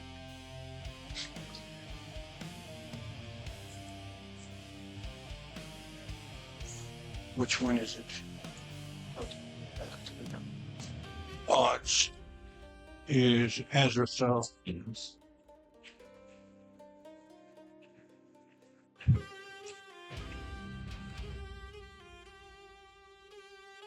So it's the new one.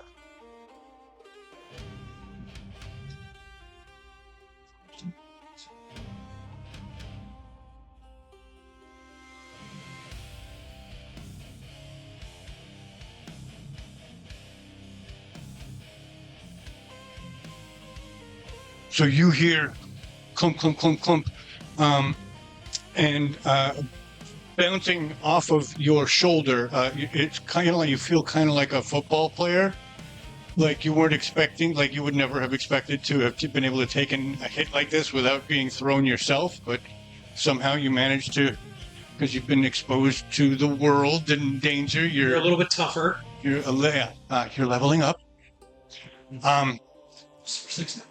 Fuck you. He said the thing. He said the thing. One of the two figures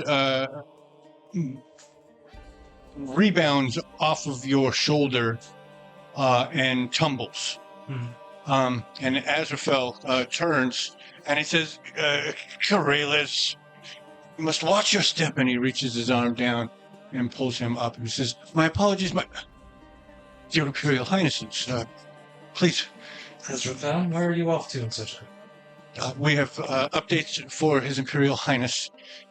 We have not discovered the source, but we may have discovered the location of the source, my lords. You may have heard of the force surrounding the cavern. It's cases I've picked up, yes. Its locus, its centrality seems to be located in the far cavern, my lord, the one that has been dedicated to your use. Interesting. I'm certain Father will want to hear them. We must await. And Corellis is like, my apologies. And he bolts. Is just confused that he's still standing and the other guy fell. Yeah. The other guy's even more of a beanpole than you are. Am I Superman? Have I been working out in my sleep?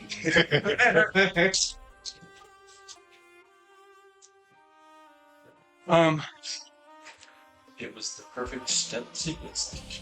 As you turn around to begin the walk back to the sappers camp, you notice that your sister is resheathing her dagger. Tad on edge. You never know where it's going to come from. Some of us are of royal blood. That makes us targets.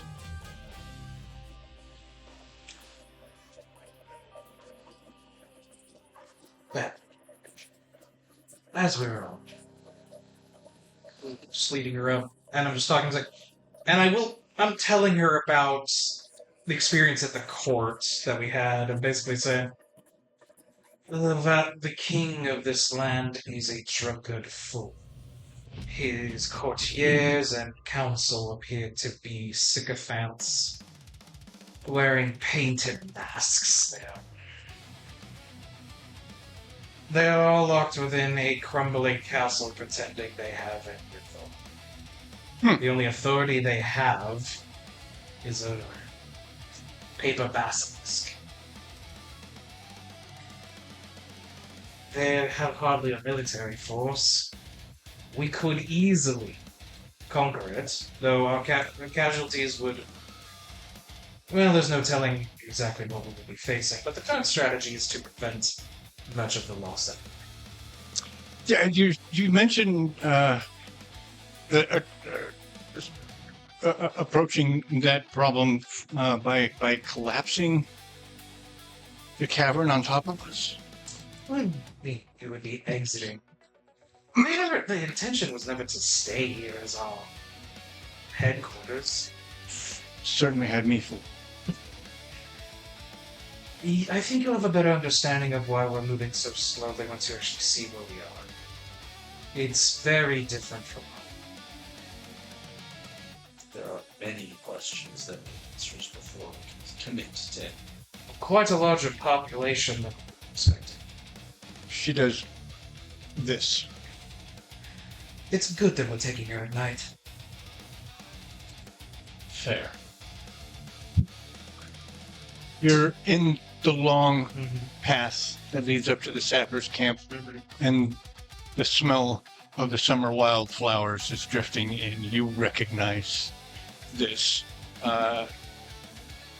She is encountering this for the first time, and it looks as though she's had her feet under my desk when I just took my shoes off. Just scratch. Yeah. What is this perfume? Oh, just paying due diligence on the walk up there, I would have told Delafo to go tell the Talons where I'm going, but I don't need an escort because we're not going far. Okay.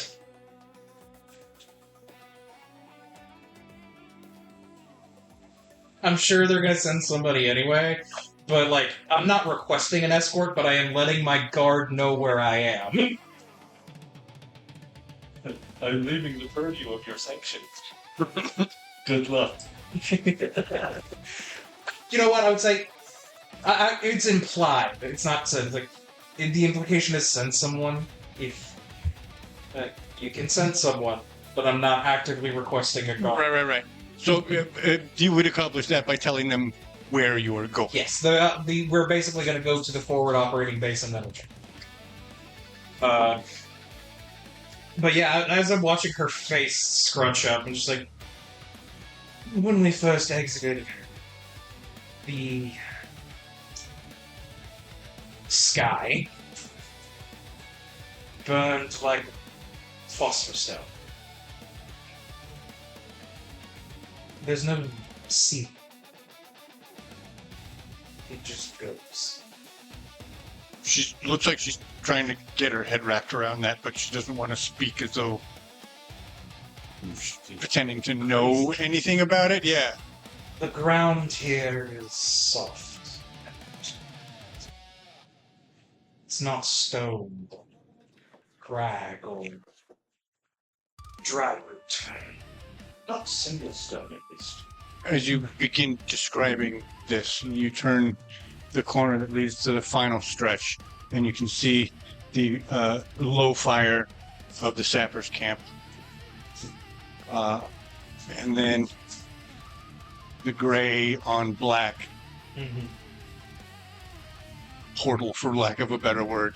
As we're passing the sappers, it's like she has permission this thing.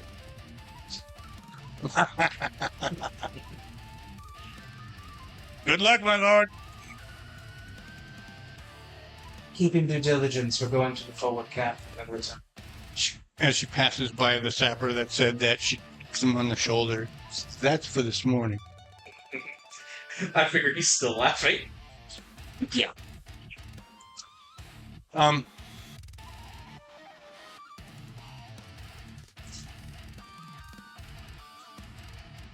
You guys reached that final point where, The event horizon. oh yeah, one more step, it'll be as far away from home as I've ever been. That scarecrow wasn't growing. Just saying. It's moved. Get it!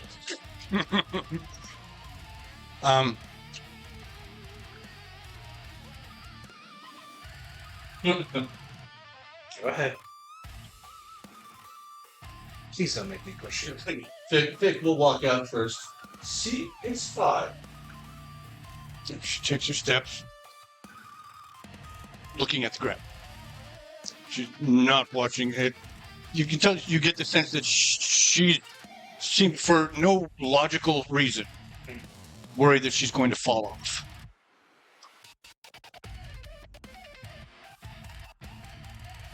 She takes those steps, doesn't fall, releases her breath, and continues moving with you. She is, Strange, with her booted feet, moving it over the There's not the sod and clap of grass. stone. It's the soft.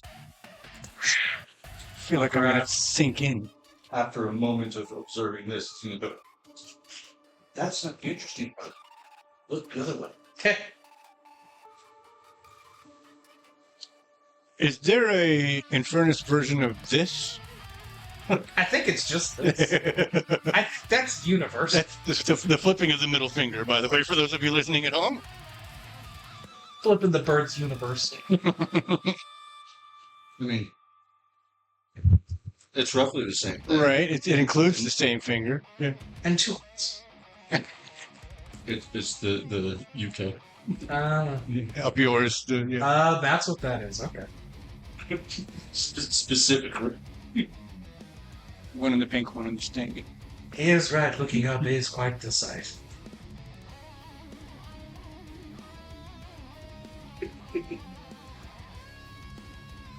It takes She grabs onto your shoulder, your horned shoulder. it takes a bit to get used to. It is full dark. Stars and There are no clouds this evening, so it is literally a picture of the universe. And even you guys would be kind of shocked by this. You've spent the evenings at night, but it's always been around a campfire. There's always been at least some small amount of light pollution. But as you step out,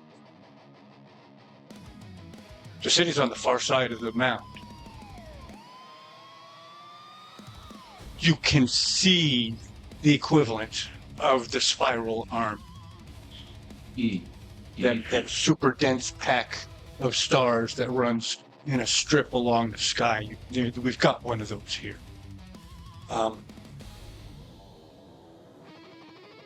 Reds, blues, all kinds of kind of like a gemstone sparkles of stars and suns of varying colors, of varying types and qualities.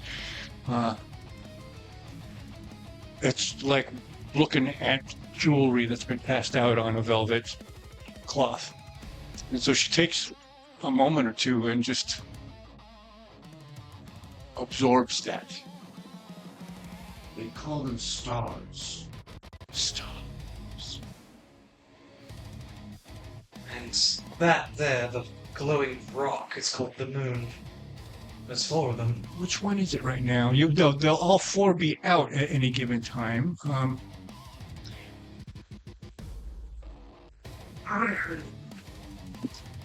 With that said, the little ones are called stars, and the big ones are moons. Best we could tell, Right they're now, only little because they're so far away. They would be much bigger if they I don't know if they would know that concept. probably would. of what? If you use the sun, Size. I mean, if you're using the sun as like a gauge for the light, it makes sense. So, they're all relatively the same size. There is maybe like 0.77 or something like that of a light year in between each of the 4 moons. They are very densely packed. So they're all relatively the same size. The question is what fullness are they at any given time? Because there's 4 of them, and because they have such weird, relative to what we are familiar with, orbital patterns. Right now, Ayla and Naom are both half moons. Einar is at a fat thumbnail, and Mahina is at a thin sliver at this time of year.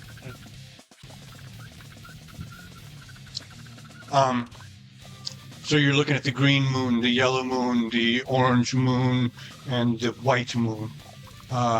You haven't gathered the names of them yet. What you have you? I heard briefly. I think I've heard at least of Mahina, Okay. but We understand we understand that the concept. Mahina is a thing. Yeah, we don't know. We don't know which one's which. Right. Yeah, we don't know which one's which. We just know that we arrived when it did. That's right. That's right. I was like, what's the frame of reference? I can't remember what the frame of reference is, but And I'll your point out, arrival, yeah. and I'll even point out. Apparently, when one of those arrive in this, it brings gifts in the form of bracelets. We're taking the spot. We don't know where this other one is supposed to be. We're using the moniker in negotiations. So they accept our arrival. We've been playing this.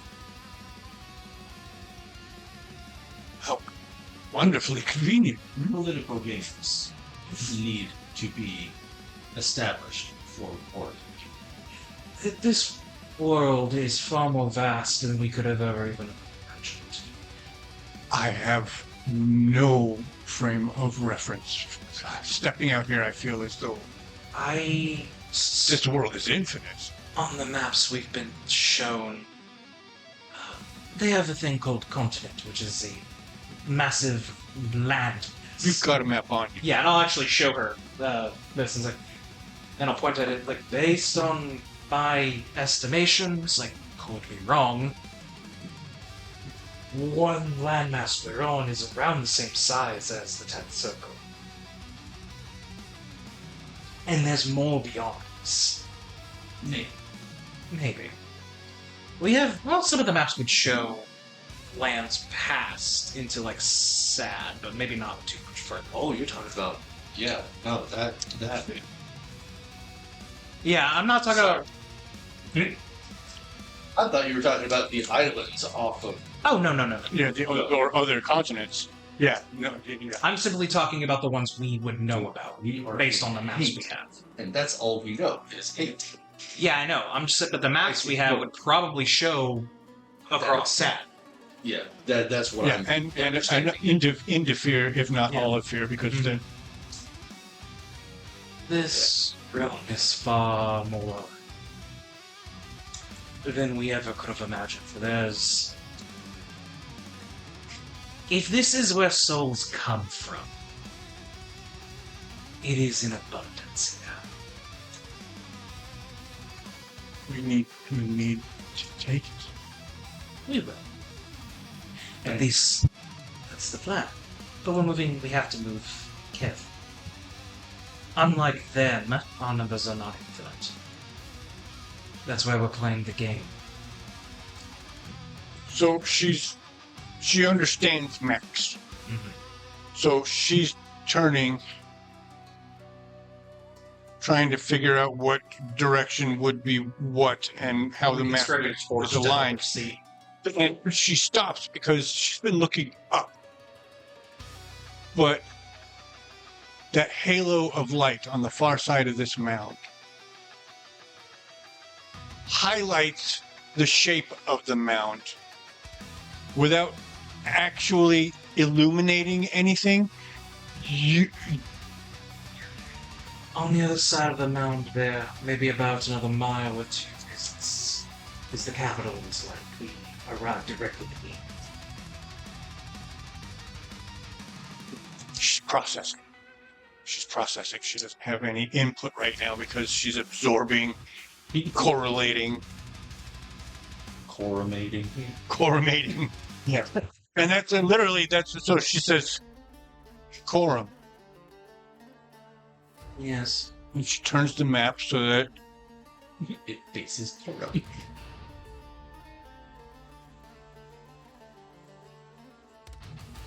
the edge of land. Can't see the coast from here. We're far enough inland. Mm-hmm. The closest thing to a coast, a drawer, which is a river town. Yeah, and even that's only halfway to the coast. We've yet to see what they call the sea. But there is what we know to be, the Delorum. There is a town that... The river, the Delorum. We may be able to go to a town that's on this coast. It's one possibility of getting these people in. Look at it. By the way, these people value our cobblestone, the stones of our roads, as currency. Gold, silver, gemstones are valuable to them. They're rare here naturally. We've seen multiple people faint about this. Faint? Yes. It was rather amusing and also confusing. We've had to be careful.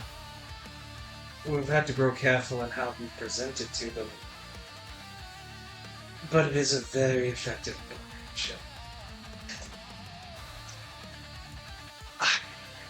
Do not understand.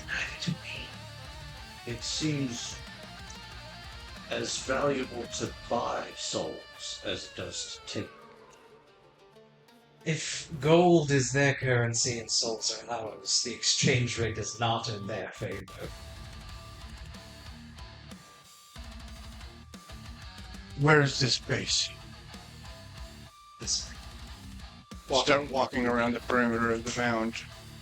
taking the little longer route to not drag a trail, and I would explain why we're doing it. I'm just kind of talking about what we've seen here. Catching her up on the story so far. Yeah, catching her up, and like even saying like, Korn is the largest settlement with 6,000 residents. We could over. That's up for debate now. Well, with our rival, yes. Grimthang. That is true. I meant those who incorporated into the larger politics. Fair.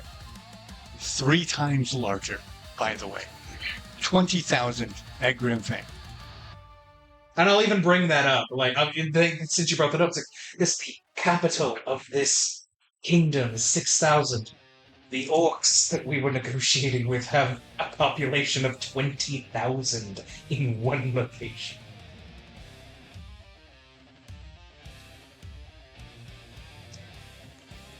It feels incredibly bad. If even only a fourth of their number were fighting strength, they could overrun this kingdom. But this, Yet they haven't. yet they haven't. Tradition, fear, hypocrisy.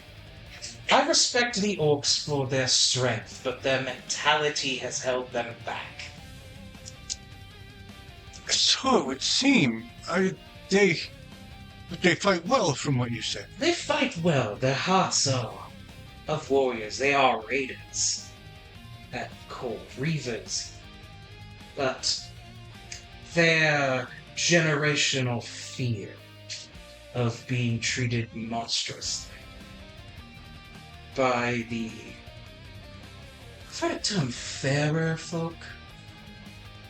These humans, elves, dwarves.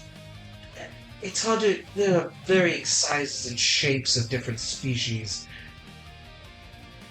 They're fascinated and horrified by all gestures to the most monstrous. We would be considered monstrous. Yes, but we're more of a curiosity because they don't know.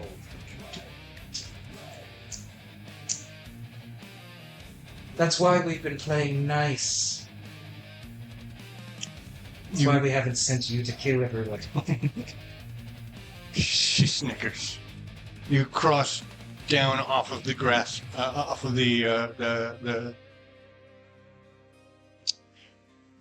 off of the grassland and in to the tree line.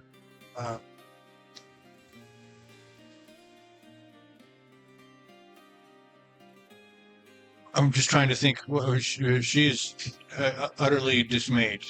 They're just on this walk alone. We've gone grassland, sky. Now we're crossing into a forest with House. Right, she would be hearing the nightlife. sounds. You guys would be hearing the nightlife that you guys still are not really familiar with yet. We know some sounds. Right, worth checking. Go ahead. Yeah, same. Why you gotta fuck me like that? 13 with fear, so let's listen out for any stalkers. With fear?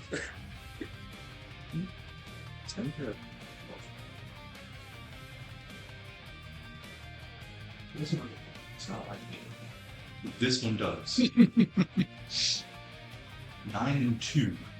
That was fear. Yours was also fear. She's just overwhelmed. I'm not even going to roll for her. She wouldn't be able to sort through the sounds that she's hearing.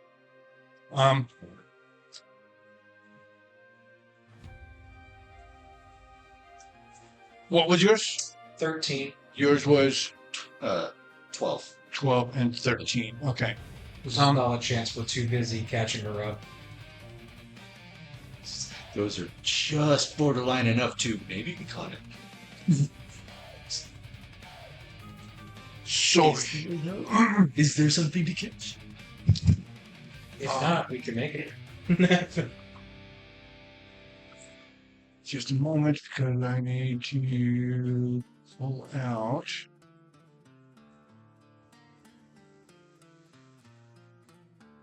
This.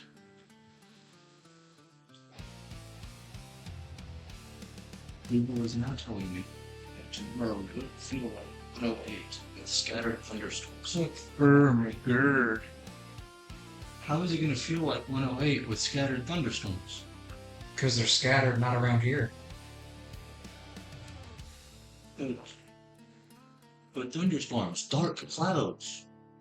It's just we're just an easy bake oven at that point.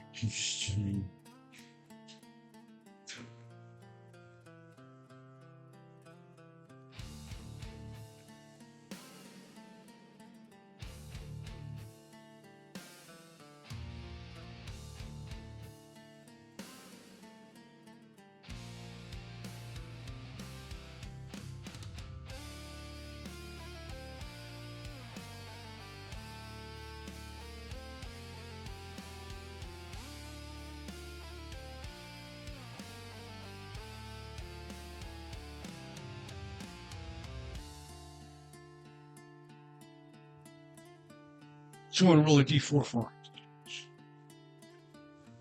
I can't see it. It's 4.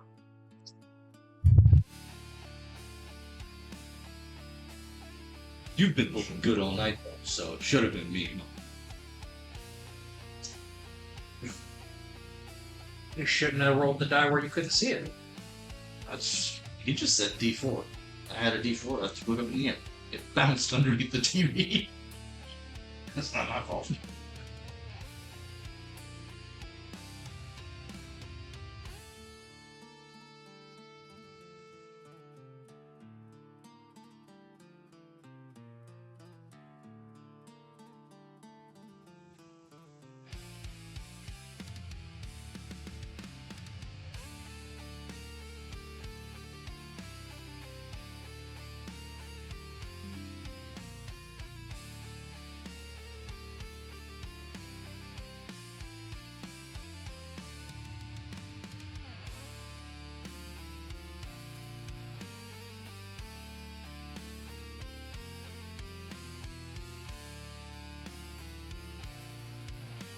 Don't worry about it. What do you mean? Why do I feel like these aren't stalkers? Why what could possibly make you say such a thing?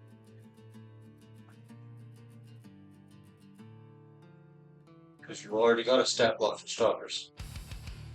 Do I have one printed out? Yeah. Yeah, you do. They're in that big notebook over there. The only reason I can see you printing out another stat block for stalkers is that that page has already been used for like 20 stalkers. Oh no. Hot toads.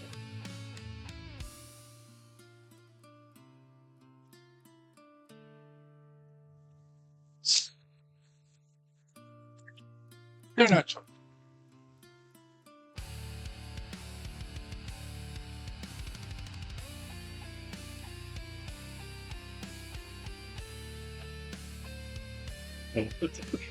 I love you, Jew. What? The American belief. Sorry, it's sweet shit. It's on the bags.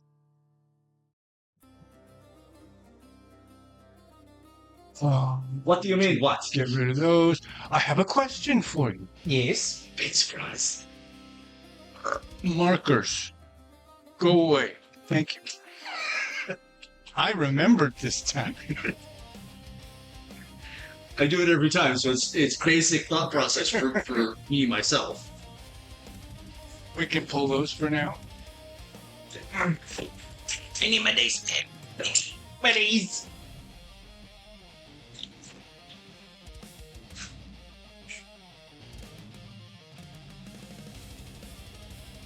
Who's here?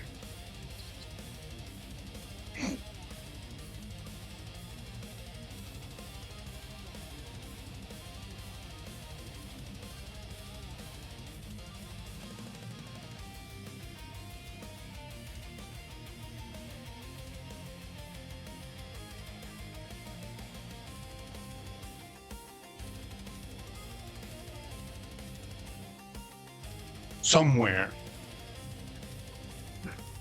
between Grimfang and Corum, something terrible happened. Somewhere in this area.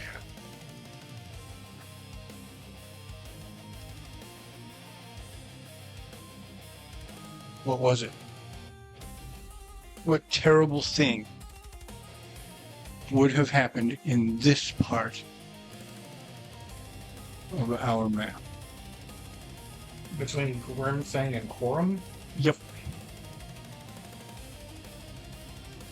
My initial... It's not. Correct. Now, when you say terrible, do you mean terrible just in the general sense, or terrible for us and our machinations? Something that Vosk would have a memory, Ooh, interesting. or would be able to sense if he came here.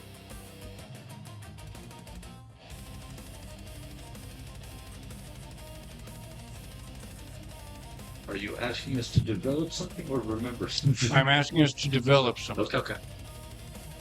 I feel like that's a valid, important question. Yeah. Because either way, it's... No, you're My absolutely right. first thought is some sort of massacre. I just can't think of the context for it.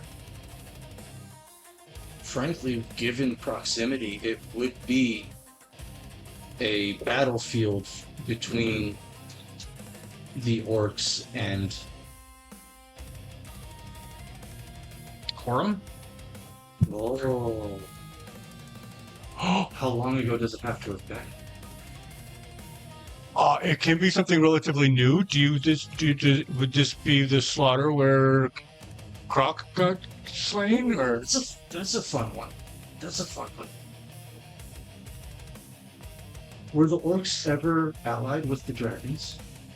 oh, no. There No. could be The as a suggestion, because what I had said was Corum was... I had told the orcs that Corum was weaker than they ever knew about. What if they sent scouts to try to confirm that information and something happened? Or they sent a raiding force to, like, test that theory. this will have been okay. You get several really interesting. Yeah, you really interesting. I'm right Because it now. has been a week since we've seen them, it would make sense. No, because Croc was slain by humans. Which is Corum. Which is Corum or Jerorum. It could have been a meeting of different factions at the wrong place, wrong time.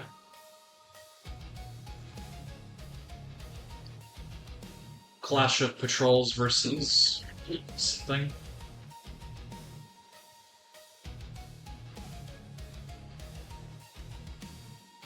I kind of am leaning towards a raid that was being sent out from Grimfang that never made it because it got intercepted. Mm-hmm. I'm kind of thinking maybe this might be where Croc died. I kind of like that idea. Without Alyssa here to input. It could also, just a suggestion, it could be one that Makara didn't authorize. His death was what caused her ascendancy. Okay. I'm just saying, like, it could be, if it's He was the chieftain. I understand. Yeah. Are you saying this happened recently, or is this something we were finding? This is not something that you are finding. This is something that's already happened. What you're about to face is drawn here by that energy. Is this something that just happened, or something that happened in the past? Yes, That's what we're trying to figure. it can be either of those things. That's Okay, why. I was trying to establish that. It can be either of those things. You are not encountering the dead bodies of a thing. Something happened sometime in history, anywhere. And that's why I'm doing this. Not sometime in history. With you now. Sometime in history, I'm here with you. something horrible happened that drew creatures that are attracted to that. to that negative energy. Okay, anyway. We could confirm with Alyssa later. Yeah, it's not There was critical. A raid that got interrupted. As you are crossing into the woodlands, like you get just far enough in so that the tree line swallows the view of the grassland. You hear howling. This is not stalker howling. Either of the ones that you're familiar with. That's new. I will ask for, and we'll do one for her as well, another set of perception checks now that you have been alerted. The target number is going to drop to a 12. 17 with fear. Fritz. Nice. It is a 14 on the dice plus 1. That is with hope. What did you say, 14, 15? 14 On the on the dice, dice. plus 1 is 15? Yeah. Gotcha. Yeah. And she rolled crit 10s. So while you guys hear closely, you get a sense that there is something in the woods around you that's closer than that howl sounded. She is tracking.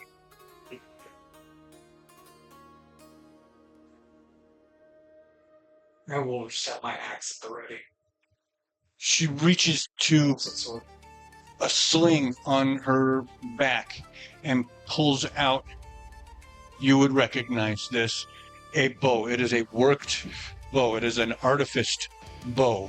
And she unfolds it, clicking it into place, and then locks the string into place. She draws from the same quiver / sling for this weapon, draws an arrow, and she knocks and starts tracking, following, and occasionally she'll move in the opposite direction as though tracking multiple targets, and occasionally their paths overlap. Now, you see, the problem there is that's the same fucking pattern the stalkers were using. but they're not stalkers. But that didn't sound like no stalker. Does that just mean it's not stalkers? This is something new. That's the thought process Vic is going through. It didn't sound like stalkers, but this seems much closer than that owl was. These might be stalkers, and we have other problems later.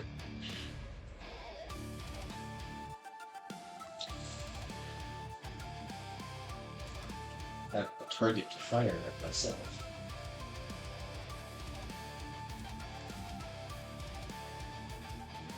Interesting. I hadn't read that. That's kind of fucking cool. Oh dear. I think we're dead. Thus then.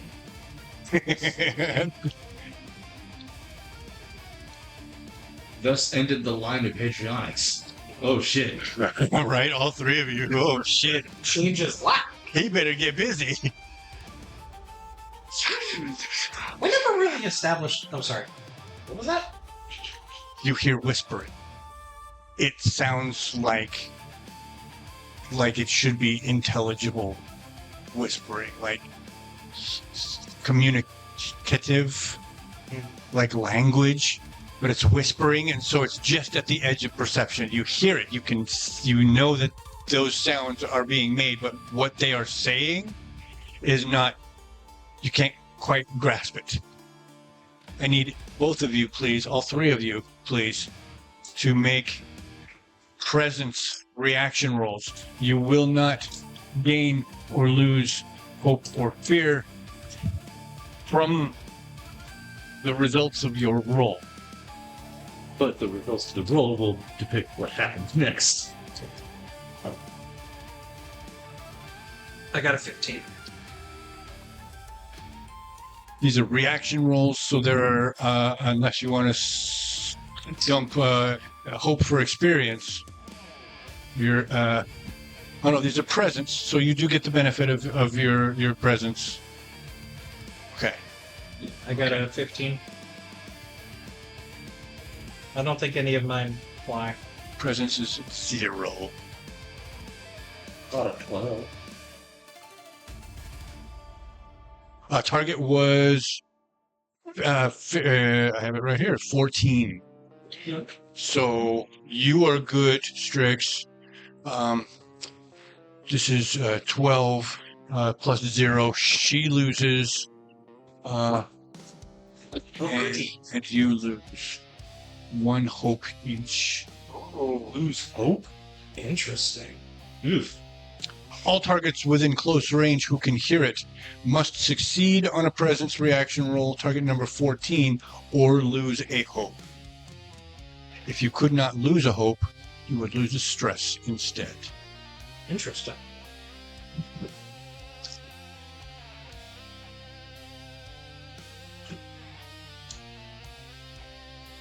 Am I able to make an action? You are.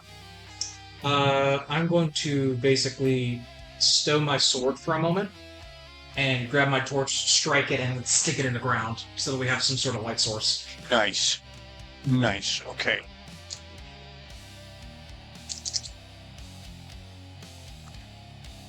Very cool. All right. Can you roll a d4 for me, please? 1. Really? Yeah, I did not roll good. Oh. What does that mean? That is a countdown die. Oh, fuck! I feel like that's as long as the torch is gonna last. Shit. Can I burn a hope to reroll? It's a good idea. Okay. That's what that told me. Did we see anything? You do. Yay. I have. Sorry. A picture around here's Mhm. found one of these. Fauna. It wouldn't happen to be on that scrolling frame over there, would it? Or It should be. So there's a non-zero chance I've seen it before. Dang, what if it's like ghouls or something? I don't know if there's ghouls. Ghouls wouldn't move like that. I wouldn't think ghouls would move. I was thinking of the D&D version, which maybe.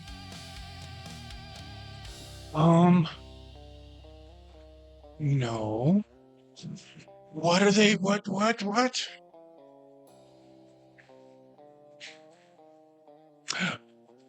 Did you get the name?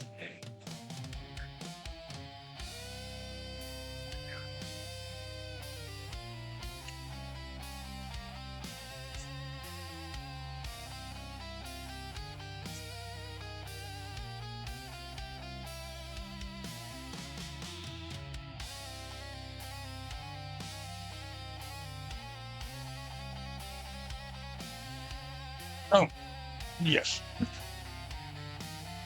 I get out of habit of printing pictures.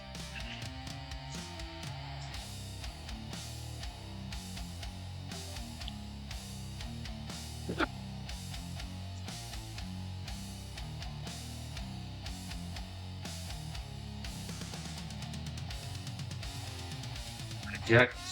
Oh! Oh, wow!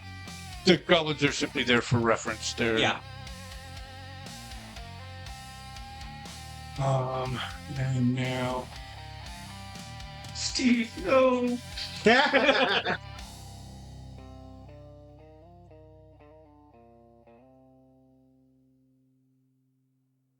oh, I need to actually add it to there.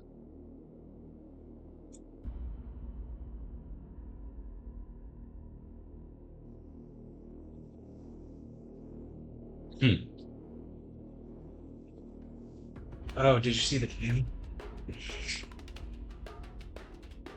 Carrion Crine.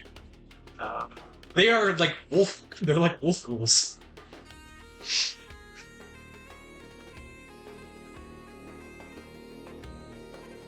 They're the wolf idea of gore pro.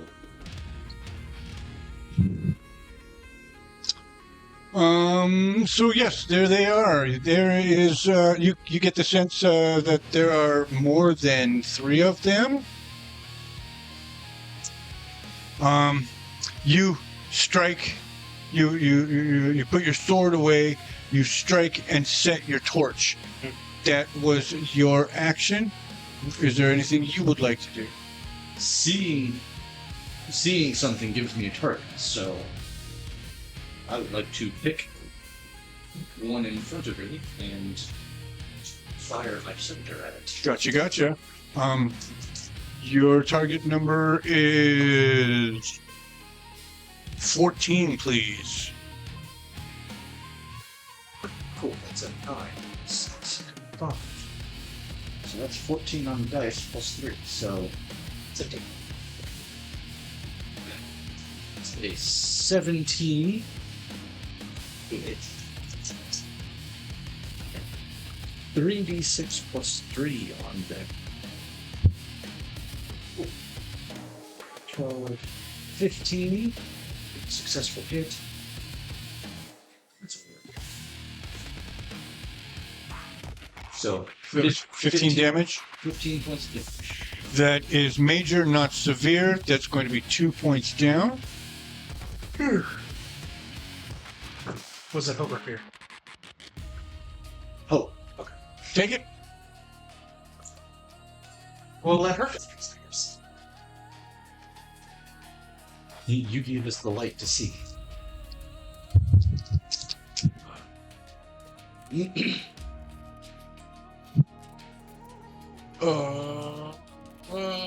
What? Oh, because I actually have to. But I told it. I chose my weapon. Why didn't it? Oh, because I haven't actually equipped it. It's in here. You'll forgive me. I don't use demiplane like you guys do. There.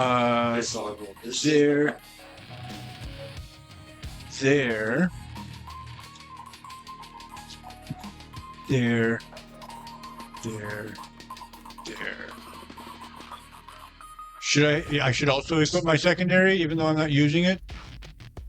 If you're not Is using that how you do it, or do you equip it as you use it? what is the second? It's a hand crossbow. Your primary is a bow. Correct. That's you can equip it. It doesn't have. With unequipped bow, you equip it. So, Gotcha. Okay. so don't do it. Understood. There we go. Longbow. Okay, there it is. I get a +3. All right. So her target number is 14. You know what I've sure that's we have like the standard like video game party build and you have 3-man squads. The upfront fighter, you're the magic caster, in the back, she's the ranged sport. We have no healer. Technically I can, but you don't want it. You don't want my healing. Unless you want the mark of the Reaver. That would actually be a really interesting way to get rid of him. Because as the rule is written, if any of them come past 10, that new one has to go. Yep. Is it the new one or the oldest one? It's said that it's the newest one. Like, any beyond the 10 must be eliminated. Father might make an exception, but then you become part of my personal guard. You don't want that? I don't think you want that. Oh, that's awesome. Okay. Sorry. So there was a Because I'm gonna put you through the fucking ringer. 13 on the die plus her 3 plus 3 for agility makes a 16. That is a hit against a 14. So for her damage, are we dealing with proficiencies of 4? 3. These 3. You do have the choice to have added a proficiency. That I remember she did that. Yes. Okay. So it would be up to. Yes. So she's dealing 4d8 plus 3. Ouch. She's an assassin who didn't who didn't specialize yet though. But I'm wondering if maybe she should. 3. Let's do that one and that one because they're all dark and broody dice. Where is that? Is it? That is it. Okay.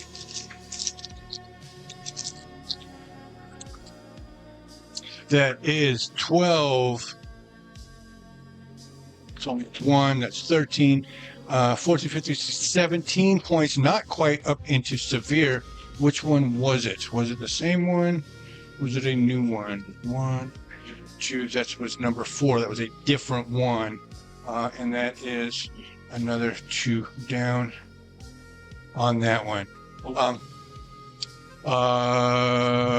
Crap, I pulled it out. That was fear. I set them down.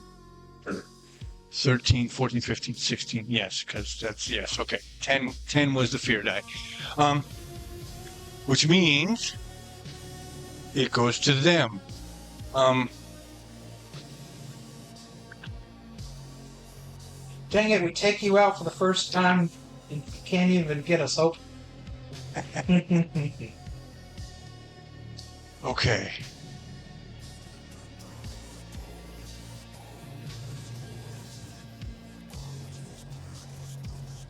Did you roll hope or fear?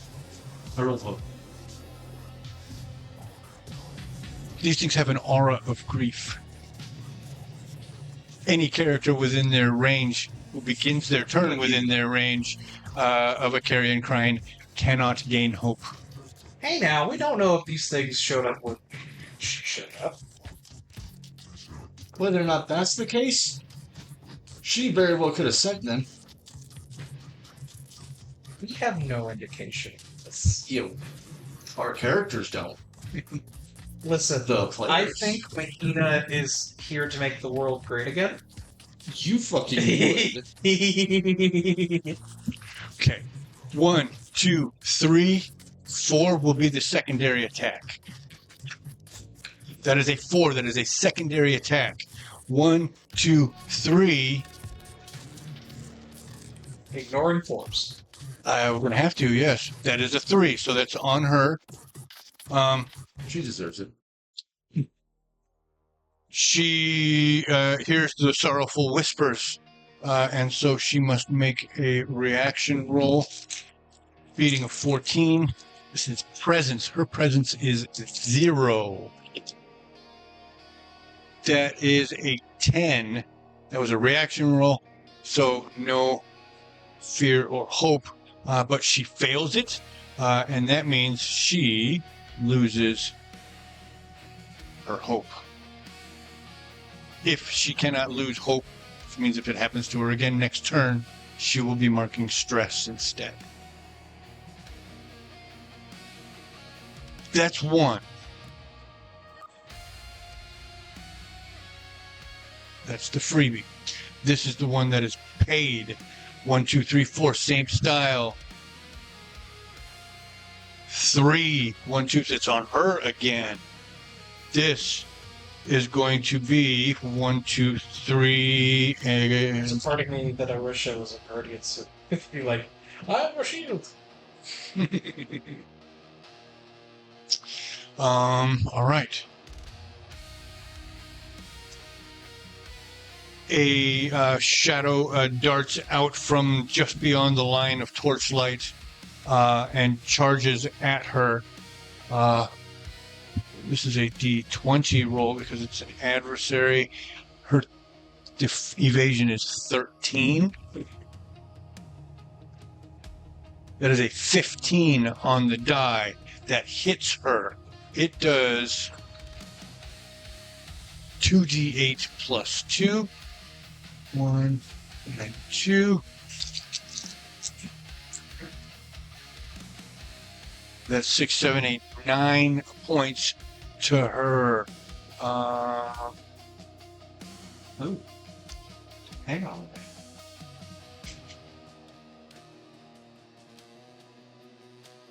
Calculate damage. There it is. We are applying resistances, but that doesn't matter. It's 9. It's minor, marking 1 hit point. What am I holding on for? When an adversary attacks you or an ally within very close range. She's within very close range, yeah? Yeah. Cool. You can spend a favor to make them use a d12 instead of a d20 for the attack roll. Additionally, the adversary must mark a stress, and you clear stress.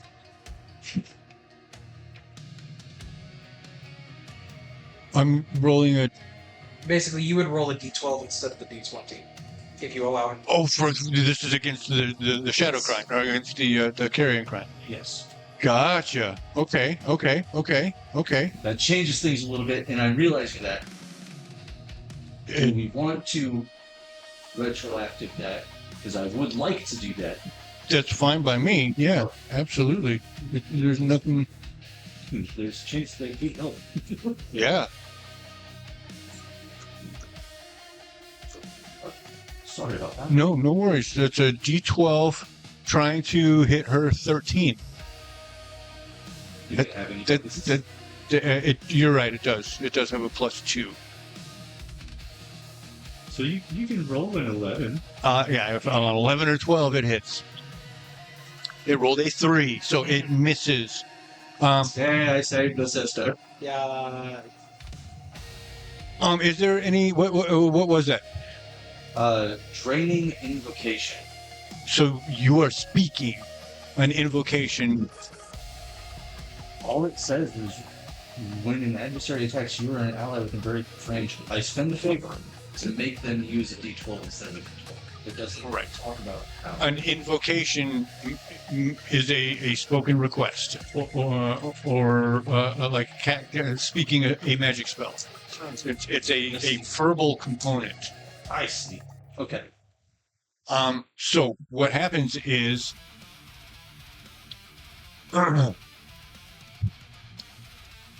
you speak to your patron, the Pink King, and request aid on behalf of your sister, and you see this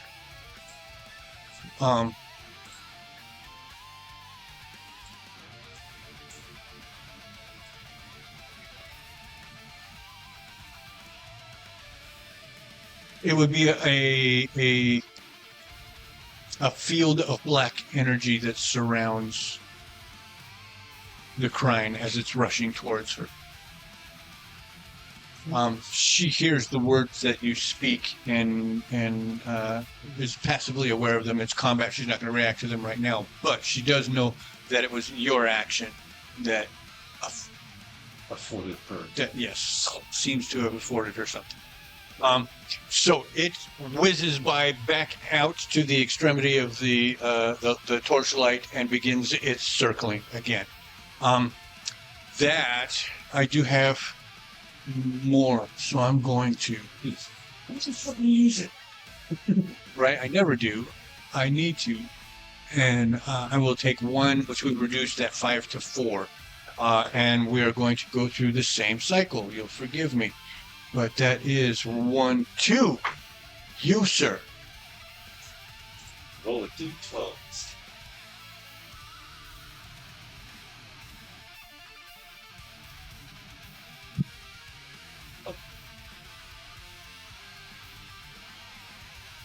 Both of these adversaries must also mark a stress. Cool. And I clear a stress. Nice. Additionally, the adversary must mark the stress and you clear a stress. So, Damaged ones are now down stress as well. Okay. This is a D12 to attack again. Yep. That's 8, 9, 10 on the die. 10 is my evasion. Beats it. I tried. I got 4.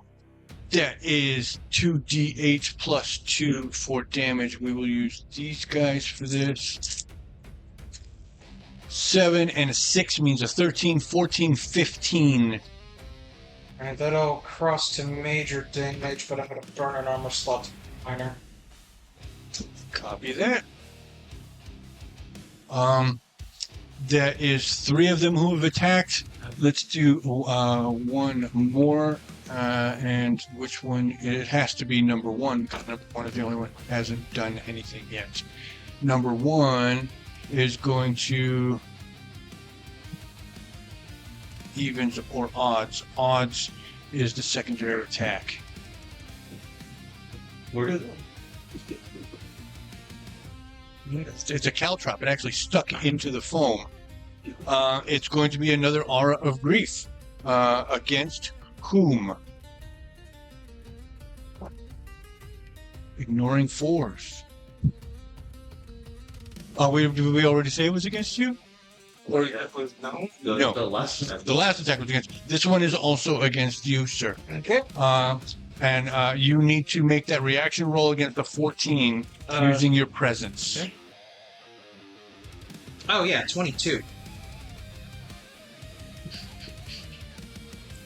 It is with fear. But it's a reaction roll, was it? It is a reaction roll, so it does not generate fear. Be safe. Presence is my thing. All the baddies have gone. You guys have all gone. That means this countdown goes away. Mine is also present. And that means through the forest, Oh, thank God. behind you, 3 Talons of the Reaver come to your aid. As soon as you said, like, it's down, it's like, the torch is still up. The Reavers! Yes, they know exactly. They know exactly where to come. Yay! And that wouldn't have been so easy for them if we didn't have the light that he said. Exactly. Yeah, that's why they were able to find us so quick. And hence the countdown. I was thinking more were going to show up. I was with you. I thought the torch. I will get their stat sheet then. Yes, please. And you can. We can start with them, or you can include them however you want. Like the hits thing. Go for it. Personally. Let me hit it! How many of them can I see right? There are 4 that you have been able to identify thus far. I guess I'll go after the one that's attacked me because it would be the closest. But basically, I will have recovered and drawn my short sword back out and going after it. Gotcha. Right. Excuse me. If you say so. It's not great.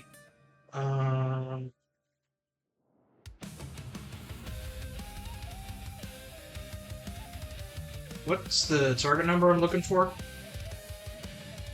14. 14. What he said.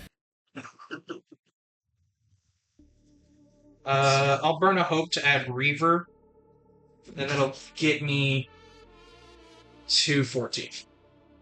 Gotcha. That is a hit. Take your damage. Right. 3d8.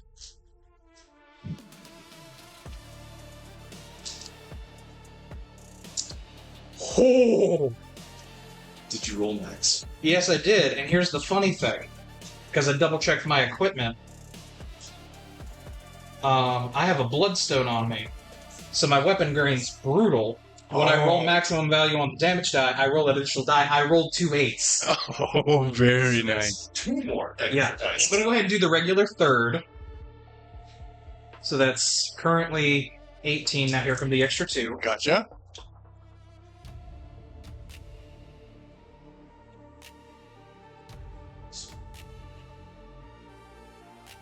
Six plus 10 is 36 points of damage. What is 2 times 18? I believe that's 36. Yeah. You've gone into massive damage. That is 4 points of damage. Does it happen to kill it? It absolutely does. It was at 3. Mm-hmm. Save both of my siblings. Yeah, as it comes leaping up at me again, I just... Oh, actually, sorry. Add 3 to that, it'd be 39. Because of my paired weapons. Right on. So basically, I just catch it in the neck with my axe, and then as I'm slicing its belly open, that momentum also beheads it. Oh, nice. Very nice. The 2 pieces go in 2 different places, about 6 or 7 feet away from you. And the blood does not stop, so it gives you a good spattering, dripping down your face, over your eye, not into your eye, but over it. And I'll just give the order to just basically shouting out to the Talons, form a perimeter. We don't know how many there are. That was with Hope. What? Your attack. No. Unfortunately, I was double checking because I had moved the dice, but then I threw it. yeah.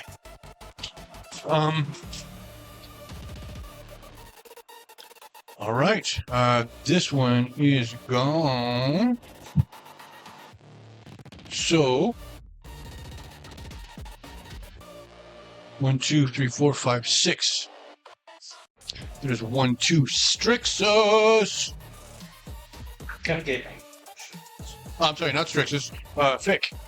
He is 1, 2. You are 3, 4. Strixus is 3, 4. Fickraimaan, you have a carrion crine coming at you.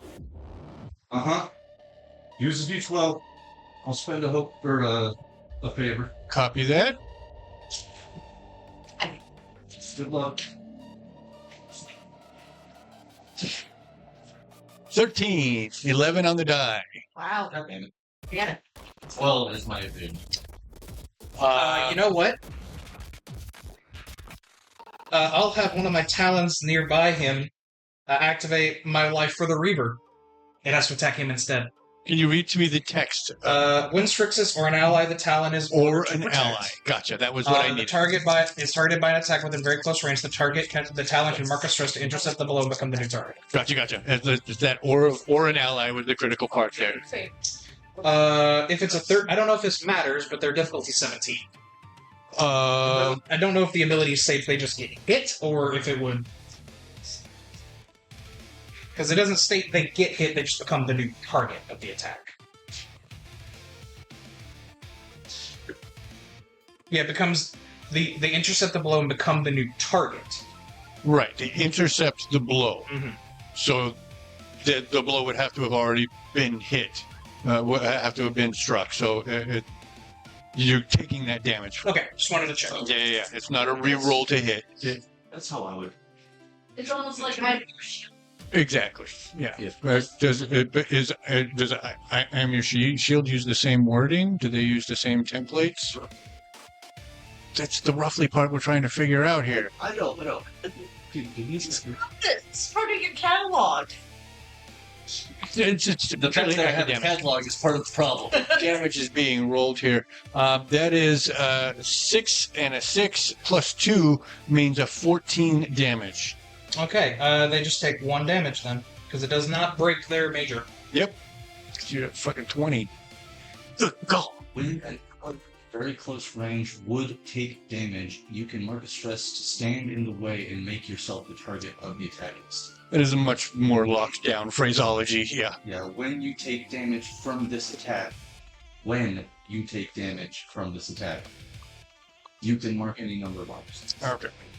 Not if you take, when you take. When So, yeah, so I prefer that wording to that wording, but yes, all right. it is the same skill. You know what? For funsies, can I say this is the 3 new hires? Absolutely, right? They immediately volunteered. Right. All right. That's canon. And they're already proven their worth. Mm-hmm. I needed to apply that to her. Okay. That was 1. This is 2.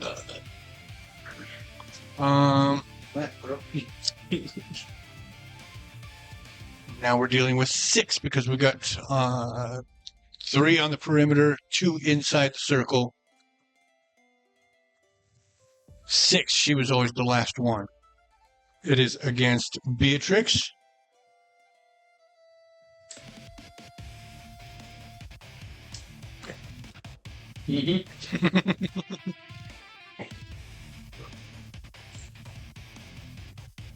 That's a 3 on the die. 5 total. Did the other one start stress too? Oh, that's right. That was number 1. That was a stress on that one. It's such a nice ability when you have so much fucking favor. It's 2 on that one.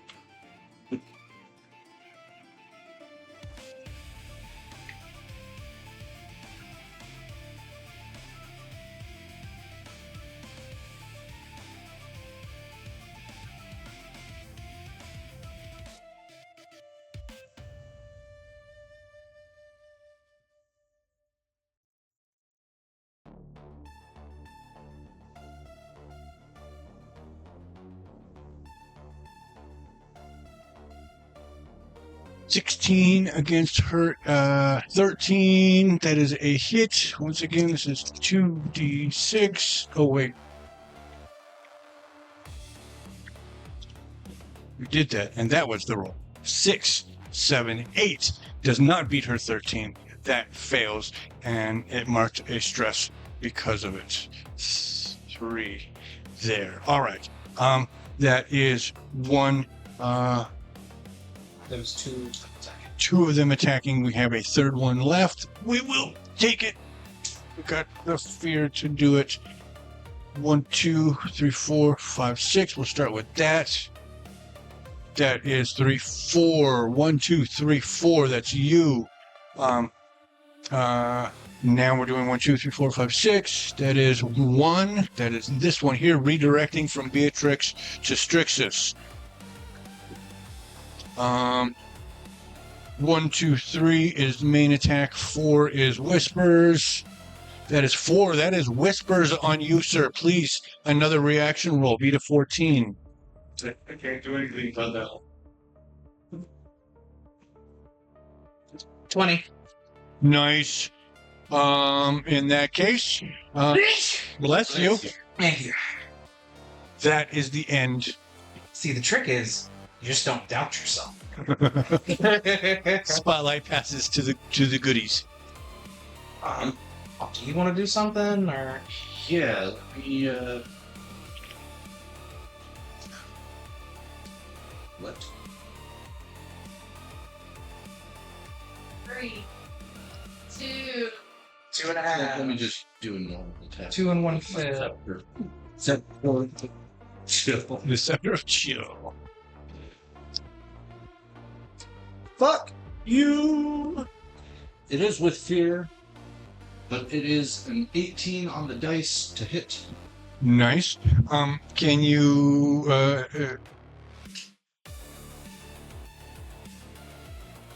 there's one undamaged. Excuse me, there are 2 undamaged. But there are 3 that you have been able to determine which one attacked party member. There's 1 that has not yet attacked a party member. Do you want to declare a target, or do you want to roll a d6? Let me roll a d6. Okay. That is a 1.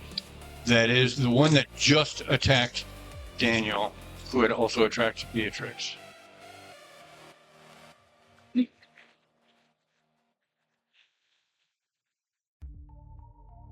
Eight. 13, 14, 15, 16. It's not quite up into the severe. It's 2 points, because it is in the major, though. So that is there. We'll say, because Daniel is crapping, Beatrix is going to take a shot. That was with fear. Oh, it was with fear. Did I add it? I don't remember seeing that. I don't even think you said it. I did. I didn't say it loudly, but I did. I trusted the dice. That should have been obvious. Should have made it obvious.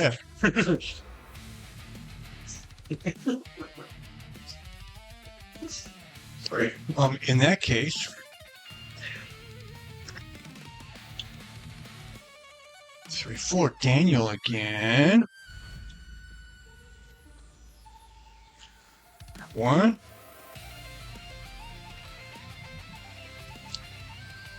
Am I rolling d12s again? Is it an attack? Is it an attack? Is he within very close range of me? Because that is also a fact. Yes, everybody's within melee. Okay. Then yes.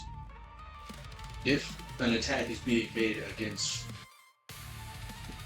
anybody within very close range of me, I will spend the favor right now to Gotcha. make it a d12. Okay, I will ask you to spend that one favor.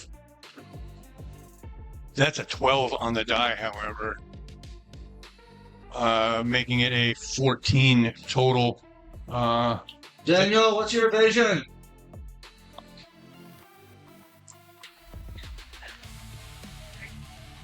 Here, you look.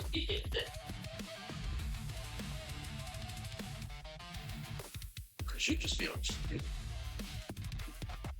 You should. It's 10. So No, definitely. that checks out. He's wearing heavy armor. Block the blow.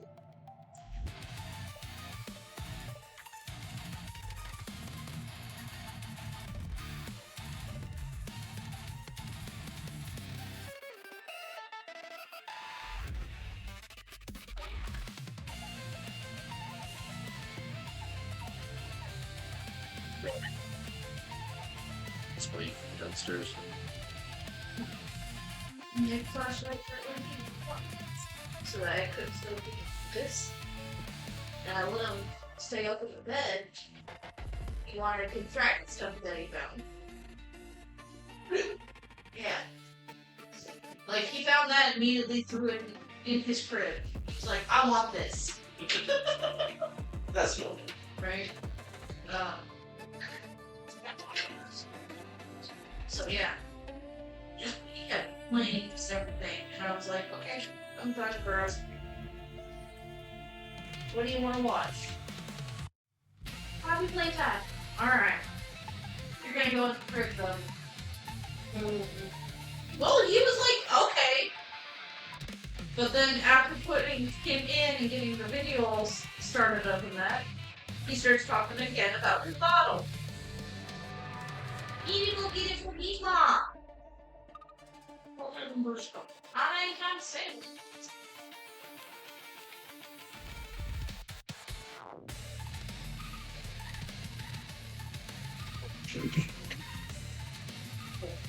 Or all of the fans start sweating. Anything else?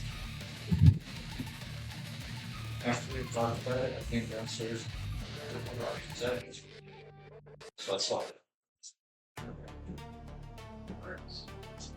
I guess it'll take 5 minutes. Works. Yeah. Really, Bo? Yes. I tell you, one of the other one is plugged into my computer. Oh, yes. Yeah, that's part of the thing that they have all that together.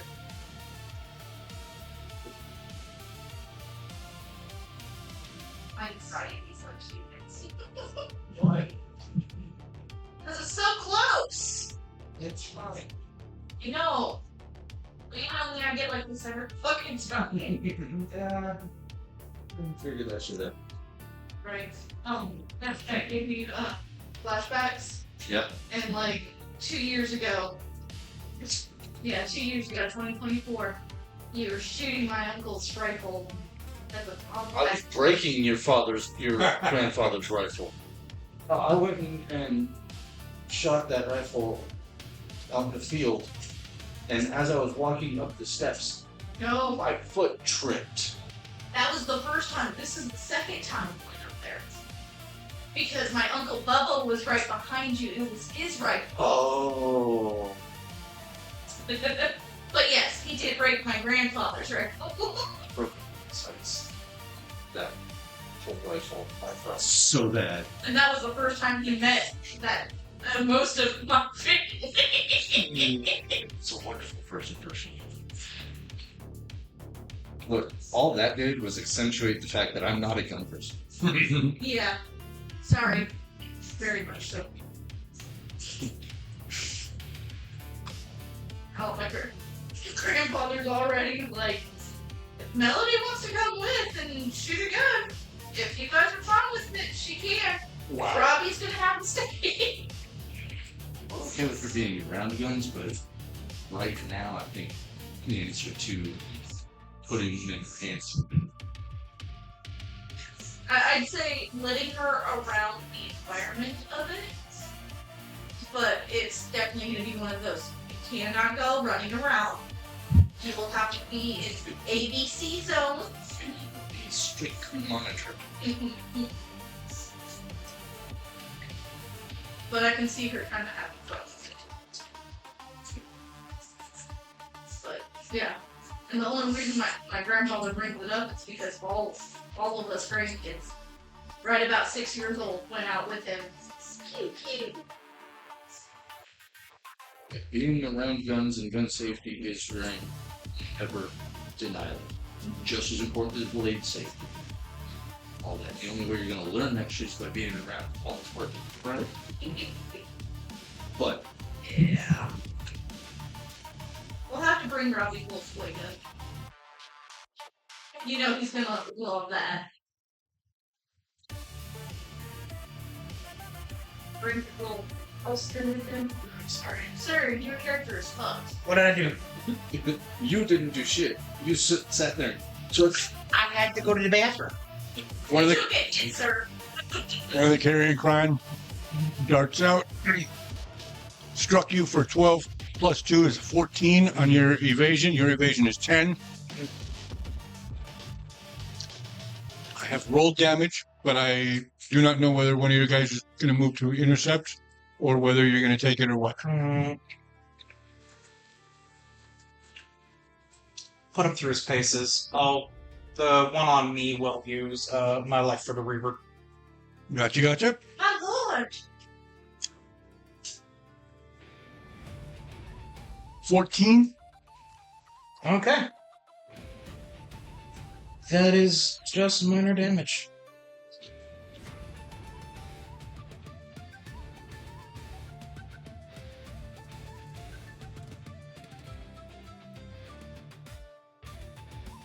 Last one.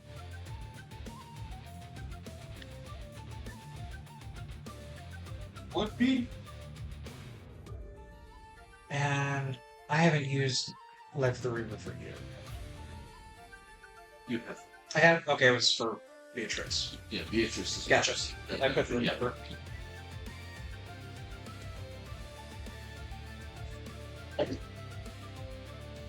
Seven. Whiffs you, disappears back into. And they take a stress. Oh, that's right. That feels a little OP. It's just one stress. Yeah, but it's a stress every time they Yeah, but if there's a bunch of them, it kind of spreads out. even aside from that, I have to spend a favor for that to happen. Yeah. So it feels OP, but then you think about the cost for it. It's like, well, It's a Yeah, favor you're for a paying for it stress. every time. So. Spotlight passes to the team. Beatrix is not gone. Let's let Beatrix try to do something, and then we can let the The Reavers clean up. Reavers, yeah, the Talons, yeah. She's been tracking a particular one. In fact, let's have her use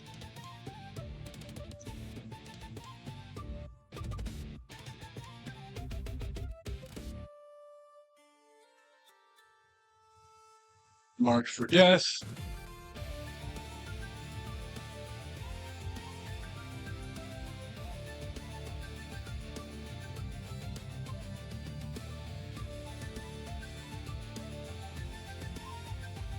Good, that stresses marked. There's another one, however. There is. This is not the first time she attacked the scene, so we won't be using that. Then would it be the first time she is successful? This would be several rounds. You are correct. This is the first time in a scene you succeed on an attack. Did she miss on her first attack? I think so.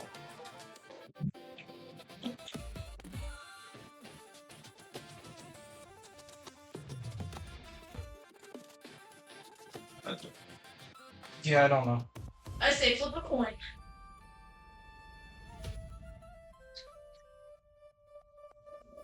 Heads. Nice. That's heads. Well, there we go. There's the right answer. Tails on the die. Hey! Lead.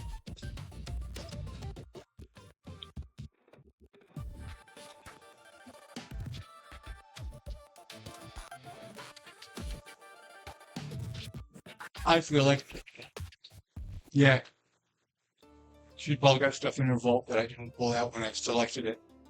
It was her first time out in the world. She's, excuse me. She's a little overwhelmed. Yeah.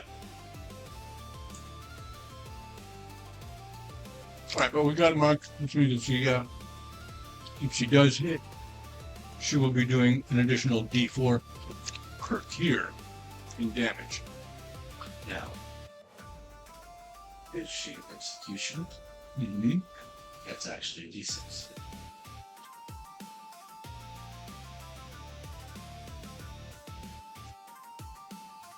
How'd you figure that? The executioner foundation bonus. It is marked for death.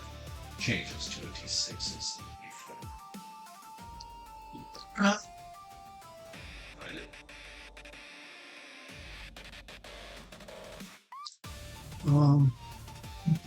No, where would that be on the damage line? If you Check scroll your down. character sheet. Scroll down on your right hand side under your subclass. Yeah. So you have the primary class assassin, and below that should be executioner. And then one of those boxes will have the D6. Scroll. Executioner should. So it should be that. Gotcha, there it is. Okay, thank you. Yeah. Okay, that's awesome. All right. That changes just a little bit, doesn't it? Yes, it does. And that puts, that's going to be 2d6 in addition to her 3, because we're in tier 3 at level 5. God damn, hot damn. All right. Okay. All right, anyway, we are attacking number 3, which is 1, 2, 3. That is that one there that has not been attacked yet. This is 2d12 to attack. We're trying to defeat a 14. We've got a plus 3. 12, 13, 14, 15. That is a success.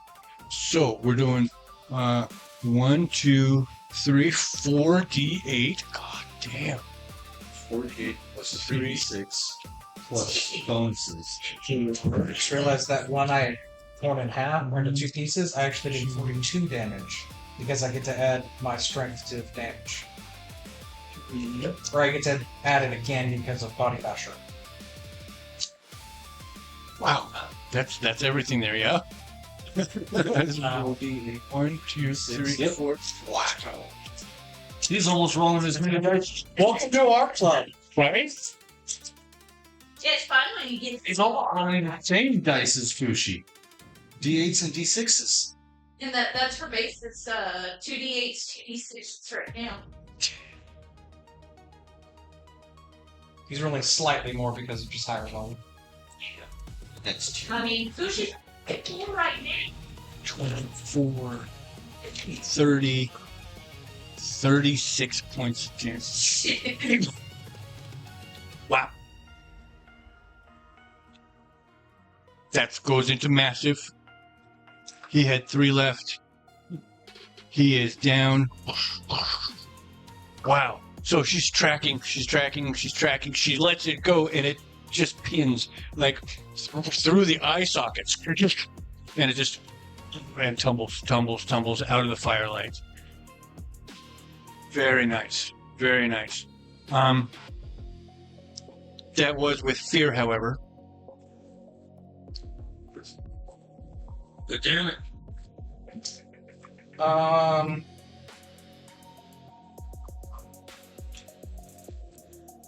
Can I do something? I was about to say. Can she do something? Can she? Wait, she could do that actually. If she marks 2 stress as an Inferno, she can change a fear roll to one with hope instead. Oh, wow. Fearless.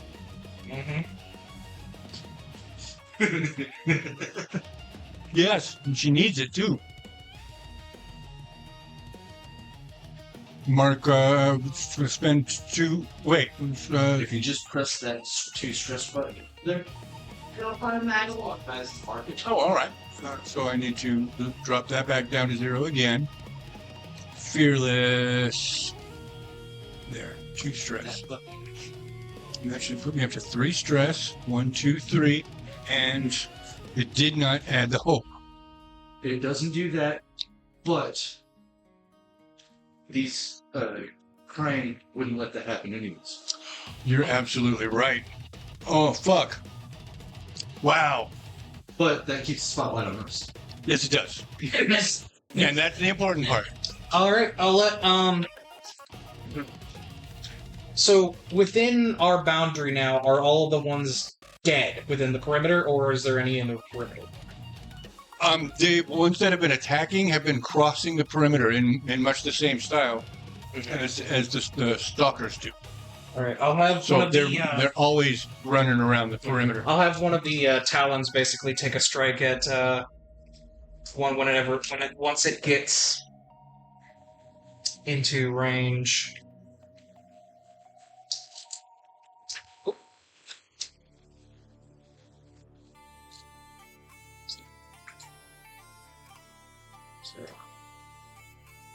The fan is listening to the character. Yeah. He crit. Damn, very nice. And so. It's going to be evens or odds. I need you to roll. Okay. It's odds. It's odds, so that's number 3. Gotcha.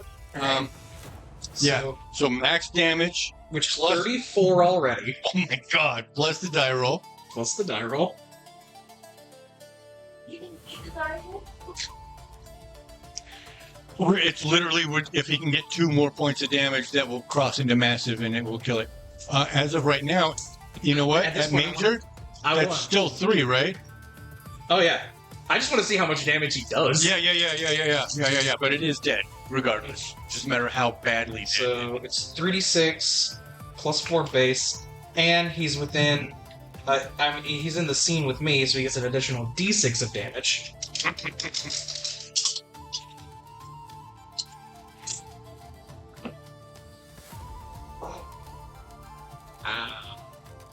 Okay. It's almost. No. No, it's not. You said we were starting at 34? Yeah, Yeah. 4.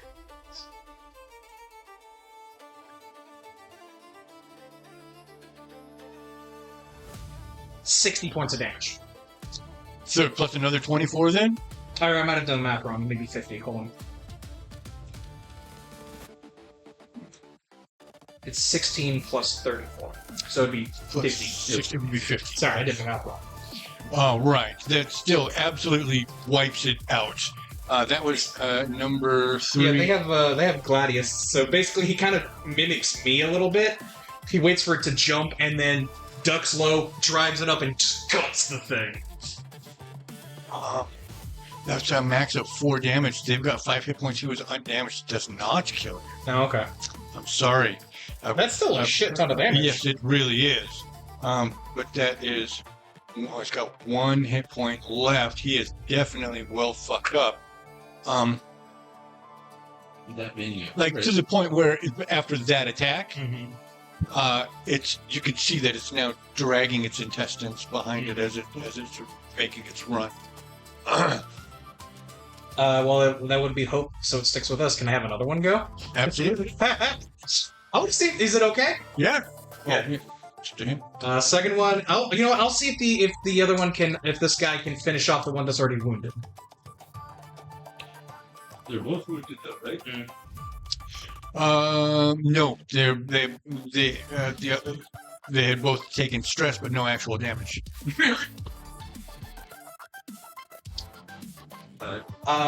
So that is 13. But we need a 14. I'll burn the hope that the guy just got, if I may. They can't gain hope. Oh, they can't gain hope. Can't We have to gain. do that. Yeah, that's Not, correct. not against these things. These things drain on it. Gotcha. Then it's just 13. Gotcha. So 13 unfortunately does not strike. Okay. The roll was with hope, so it still stays with us. It'll stay with you, yes, but nobody gains it. Third time's the charm. Yeah. Oh, You bitch. here it is. It's on the outside. Okay. I was expecting it to stand and take. All right. Yeah, this time it'll hit with a dirty 20. Nice, that absolutely does. It is fear, so you'll go back to you after this attack. Gotcha.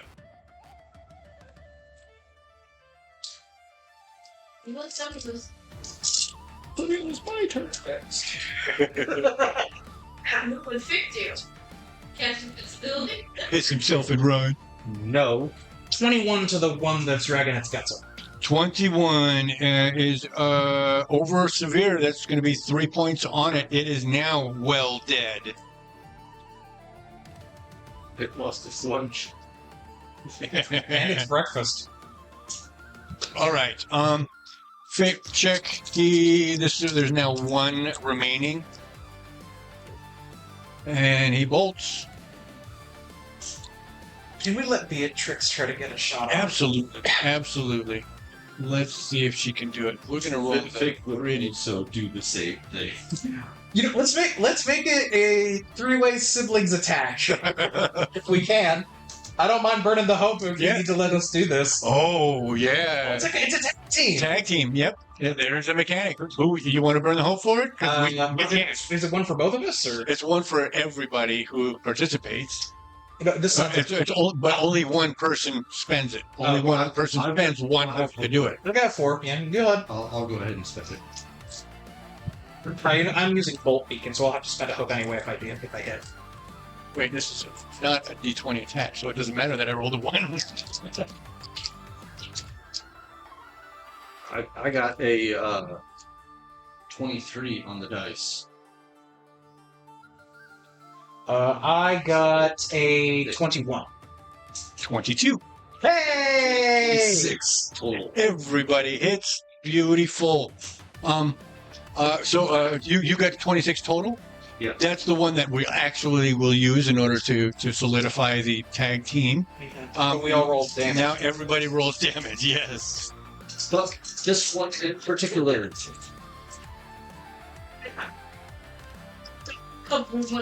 It explodes, yes. I do not get brutal on this, unfortunately.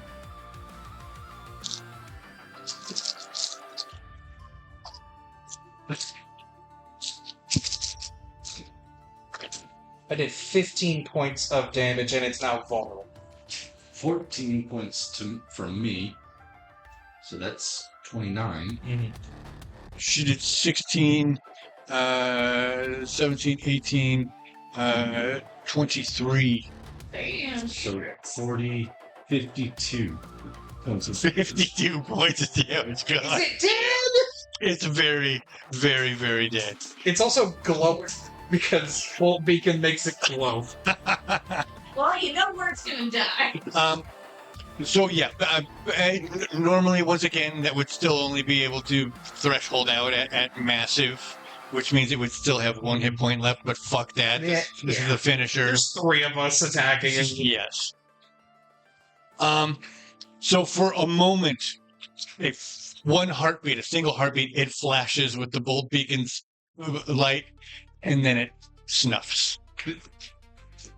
It got hit by a peril, a bolt of glowing red light, and a pink flame. All at the same time. I like to think that they did the anime combined. It was just an arrow covered in kaleidoscopic energy. Oh yeah, that's cool. I approve of that idea. Oh yeah. That'll do nicely. Oh yeah. That is it for the carrying crimes. Add that to the kids file. Well, would you look at that, sister? You did get to kill something. About bloody time. Welcome to the old. I think I want to stay. These are new beasts. I don't know what these are. Yeah, these. No. Didn't like those. Interesting to see beasts whisper.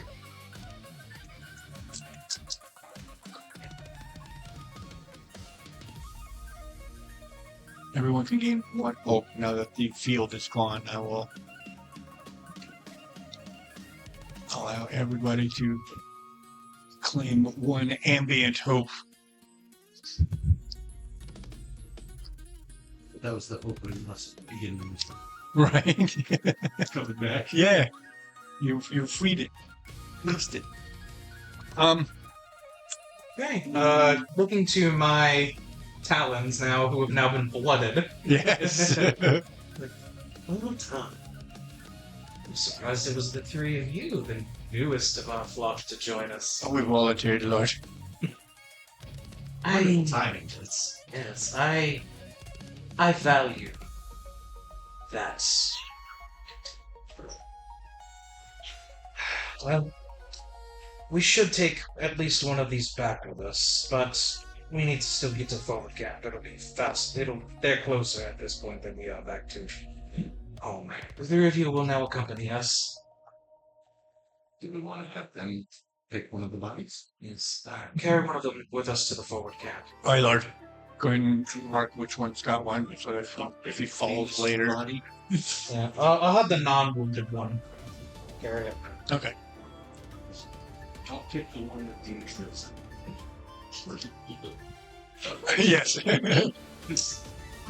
Didn't she? But there's less gunning we gotta do. Beatrix killed one. Yeah. Beatrix, would you like your kill to be the focus of study, or is it a trophy? It's actually the perfect one, because that one only Just the eyes. punctured punctured the eyes.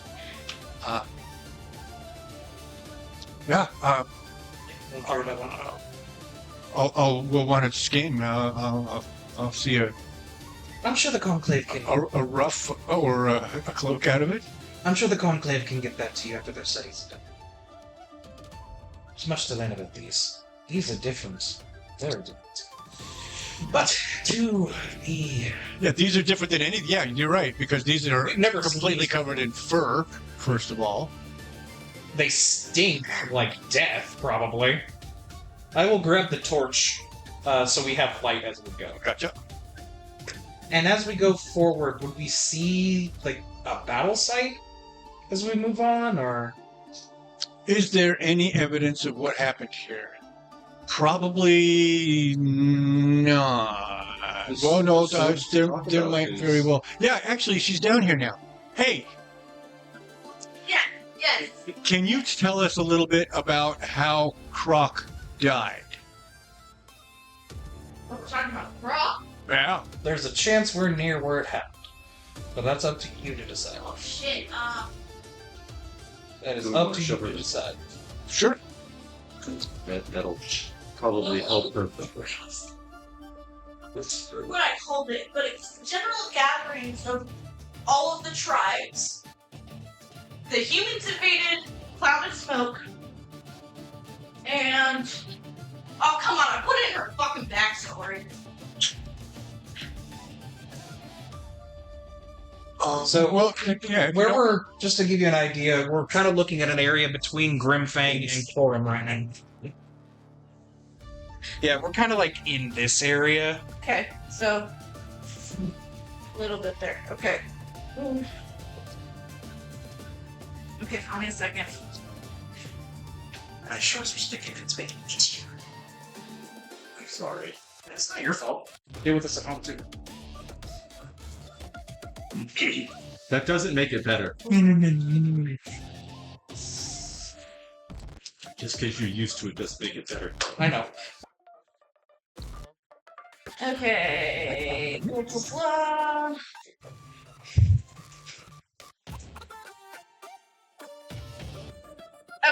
Okay, here we go. So, it was the day of their ceremony.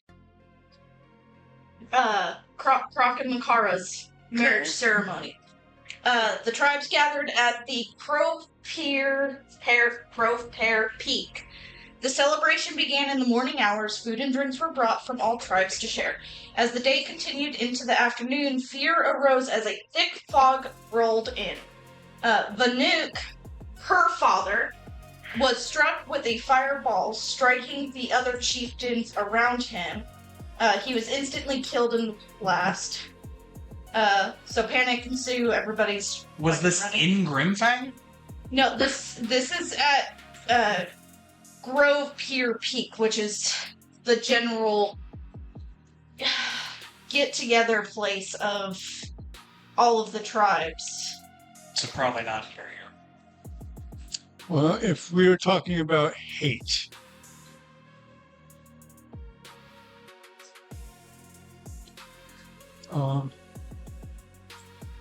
And it was only a once-a-year thing, too.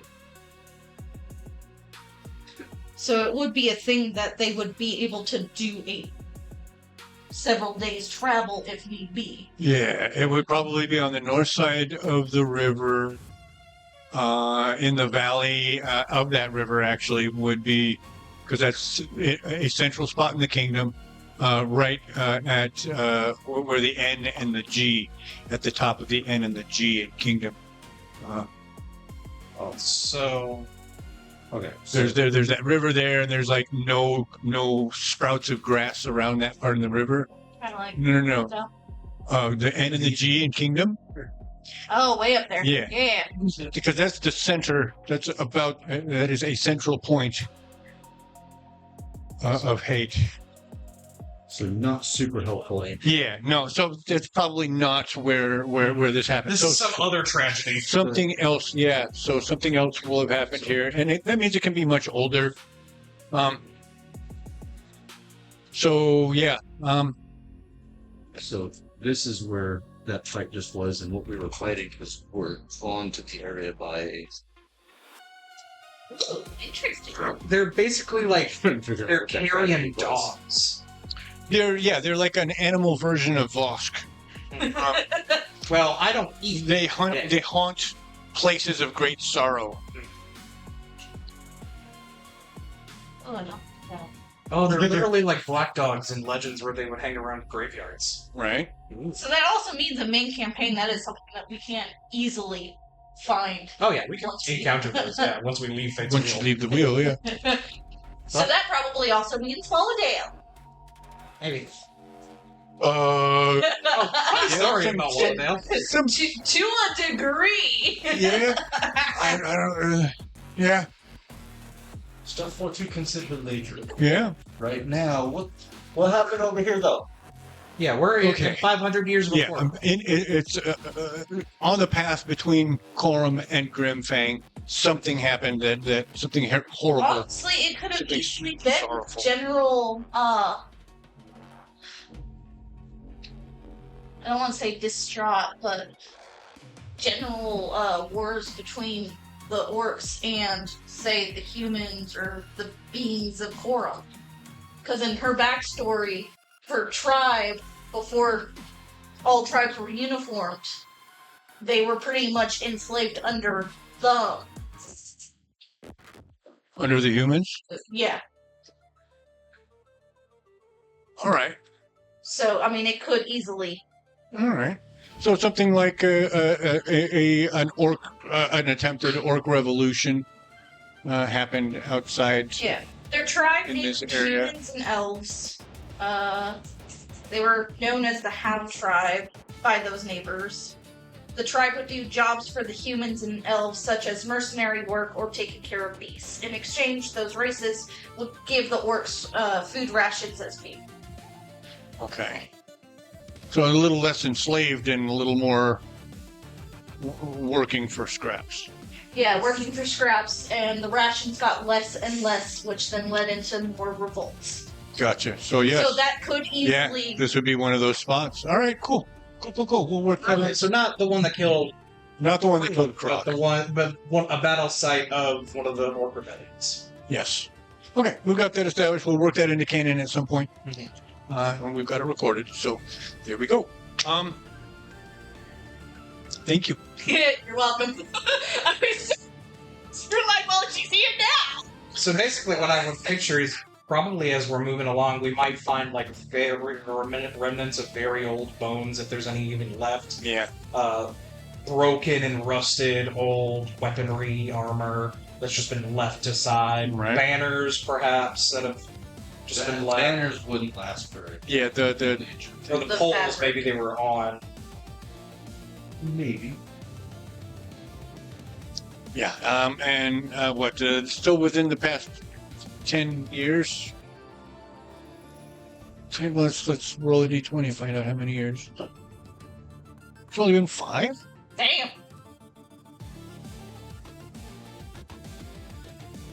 How long ago did Croc die? How long ago did you assume Oh, the shit. chieftainship? Let me see if I can find that information. Did you even Okay, in her early 20s, she attended another gathering. That's where the proposal of marriage between them started. Was Right. her early 20s. How old is she? I think she's probably in her late 30s. I would think. And how long has Croc been dead? At that point would be I did not go that far into how long between that and that, I think. I get the vibe that it was fairly recently that she took power. Honestly, like within the last couple of years, at the very most. That's the vibe I got. Right. I would think that they were trying to unify the tribes, so especially with her father, he would have tried to expedite the day. So it would have happened very early. Like maybe a month or two after the last gathering. So you've been chieftain for 10 years? 10 years. Okay. By that correct standards, yeah. Trying to It's get one of those that, like, I don't think I really thought about, like, how old is she right Yeah, now? it's one of those things that we never expect to come up, but it does. Right. So honestly, I mean, if anything, she could be just late 20s. That would still work explain- better because for your detractors within the council, you would have stomped them down over 10 years. Or they would have overthrown you over 10 years. There would not still be this bad blood. So yeah, I would rather you say that you are younger now than have you be 20 and have to explain why nobody moved against you over 10 years.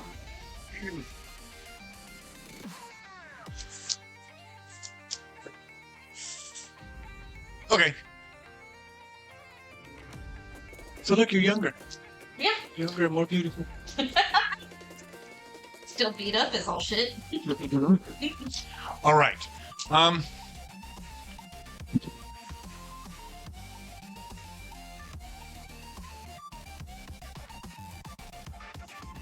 So exhausted, or not exhausted, but Give it a good workout. but yeah, having worked out, exhilarated. That's a good way to put it. You finish your path through the forested area. Eventually, even though you're still in the trees in the forest, the sound of running water as you get within proximity of the river starts to. And she, in particular, can be aware of the difference in the air because of that. This is be a salt influx, a salt river being fed. That might be a little. Like there's You can see that. river. There's like there is like water that exists there. Right, underground It's- lakes and rivers and stuff like that. Absolutely, it's not completely foreign, but in the air,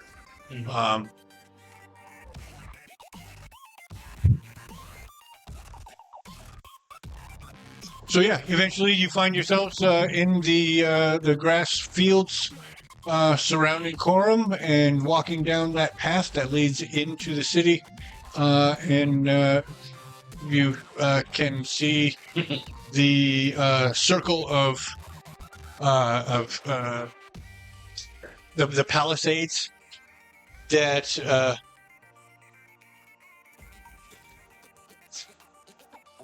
The waist-high fences of the king. Orimalkus had built.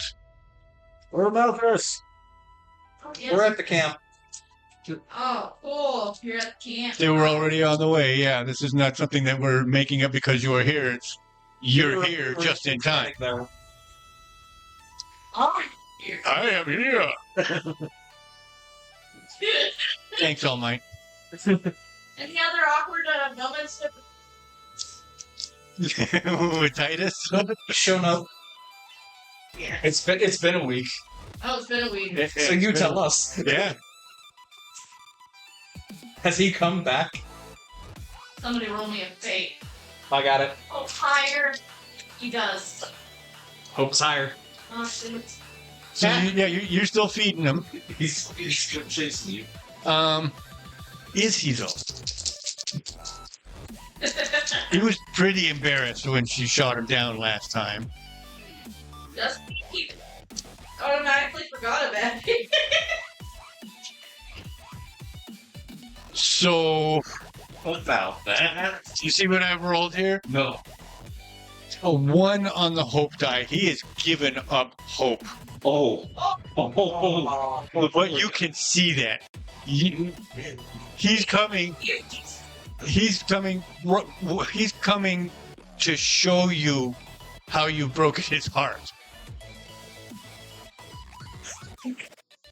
He keeps coming. He'll take 2 or 3 bites of the food that you give him. He'll try to make conversation, but he can't draw. He can't eat. It's so sweet that he thinks you care. Or does Orimalkus care? That's a good question. Oh God, Beatrix is another female coming to this man's neck. I got a thing for horny women. If I can't move on you, I'm.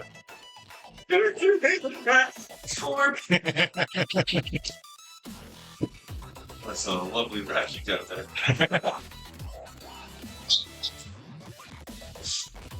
Are those horns load bearing?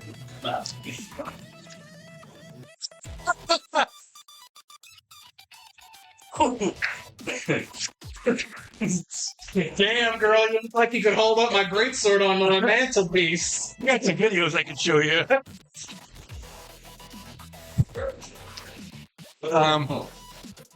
That's a good turn. Not make small talk, but try and not make any situation worse. Right. So more of like a Polite. we've been doing. Here's some food. Keep it business. Keep Keep it business. All right. Yeah. Is he there when we get there? Let him be there. It's super late in the night, though. He came pretty. He just kind of shows up.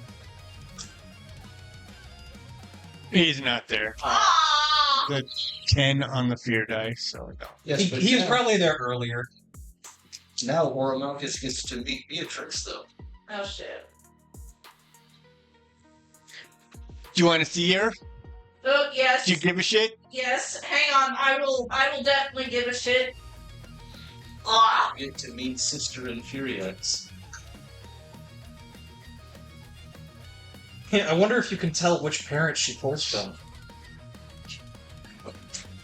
There's a What? That's not enough? Here. That's not enough? Oh, I see.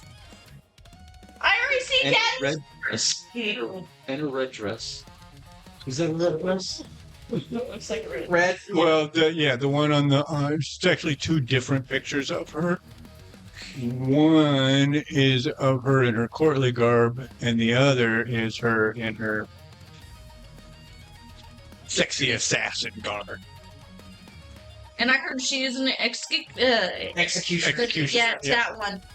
That one. Thank you. You can tell it's struck.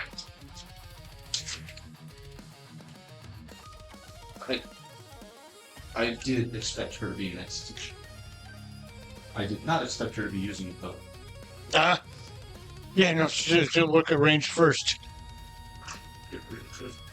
Yeah, no, she pretty. Yeah. Hmm. Yeah, she'll do. I bang her. Well, you. She's you. I bang myself. It's a little awkward. Not awkward. Anyway. No. So yeah, does Orimalkus recognize her? I mean, it would be pretty obvious. Probably she's part of the royal family. Yeah. Uh-oh. And she's been out and about down there ever so often too. Yeah, she does. She's never left the cavern until now. Now. So I mean, I would assume yes. We're probably gonna have to call it here soon. Yeah, it's 10 o'clock and you're usually looking to go soon. Listening.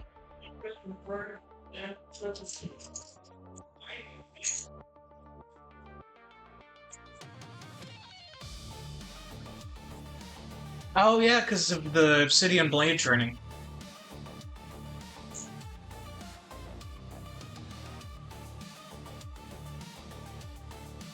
Next part. I don't know how many more parts I gotta go for. All of them? Yes. It's unlikely that she would have been to one of the other circles, but it's actually very likely that she would have been to one of the other kingdoms within the 10th circle. Mm-hmm. So once we get to the perimeter and see one of the guards, I'll do like a whistle signal I would know about probably. It's safe, it's just us. Right. The guard does the return signal, and you can hear this exchange. So she posted in the front. Right. All right, it's in bed now. You see the brothers in Firiax and three other of his. You wouldn't recognize these three. But These are fresh faces. yeah, but Oh, fresh faces. he's got three guards with him. Bless. And then this young lady. Bless you, bless you. Wow. Oh my lords, you've returned. Yes. Hello, Orimalkus. How fares the...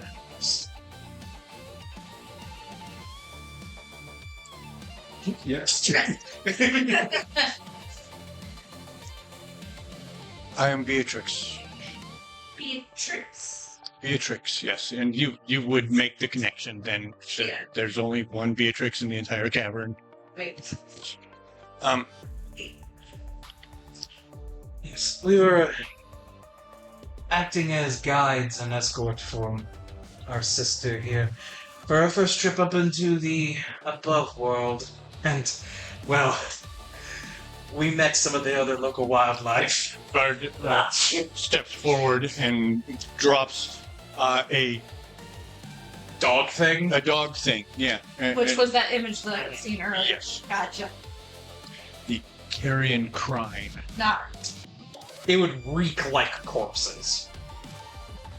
We have not run across these things yet. They were haunting what looked like an old battleground of some sort.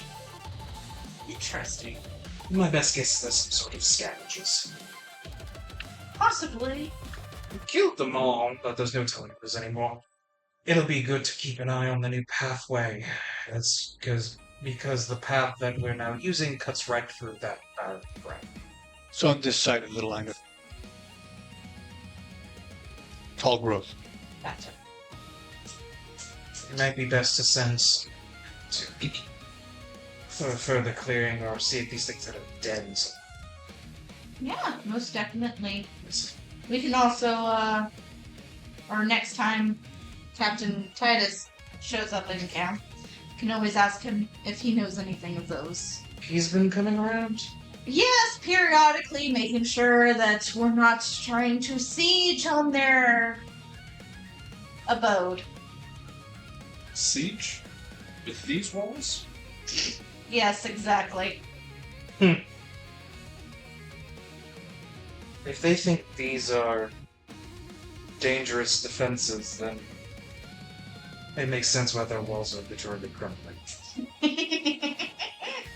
They think they're safe in what that is. If you don't mind sparing a few bedrolls for the evening, it would be more prudent to stay here for the night. Most certainly. Are you sleeping under the stars tonight, sister? Fine. Let's just hope it doesn't rain. It's not the rainy season. Shouldn't be. Okay. It hasn't been raining at all. With that word, probably she's confused. Like, apparently water Right. falls from the sky here. The first time we arrived, it was coming.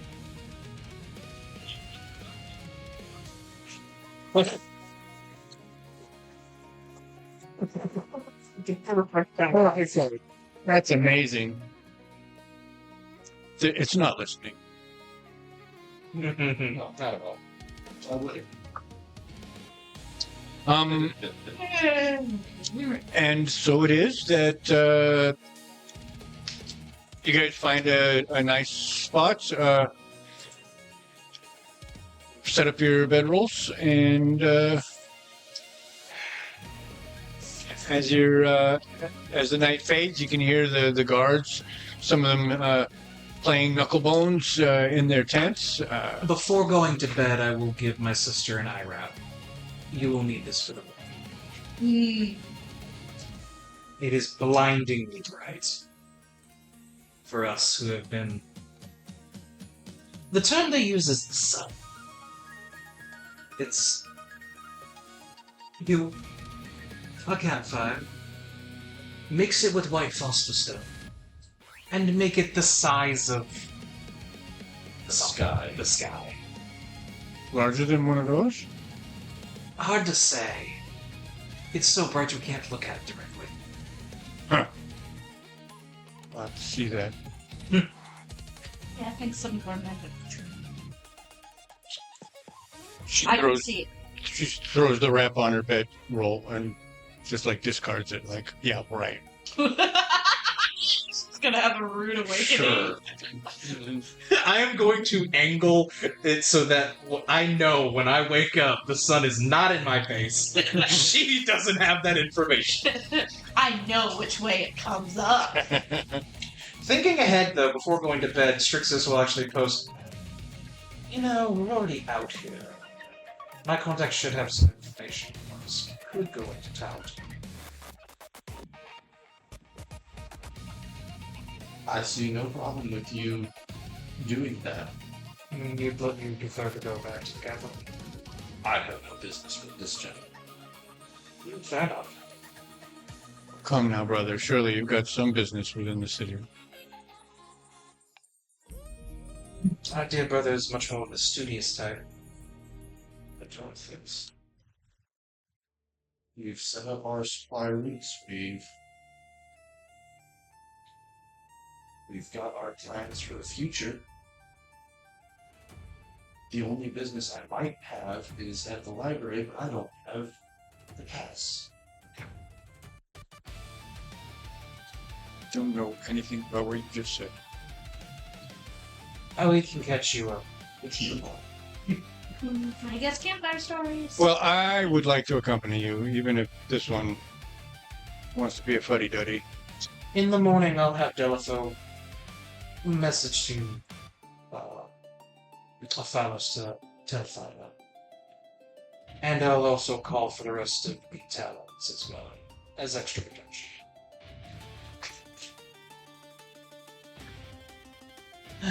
This. Gonna need it. Okay.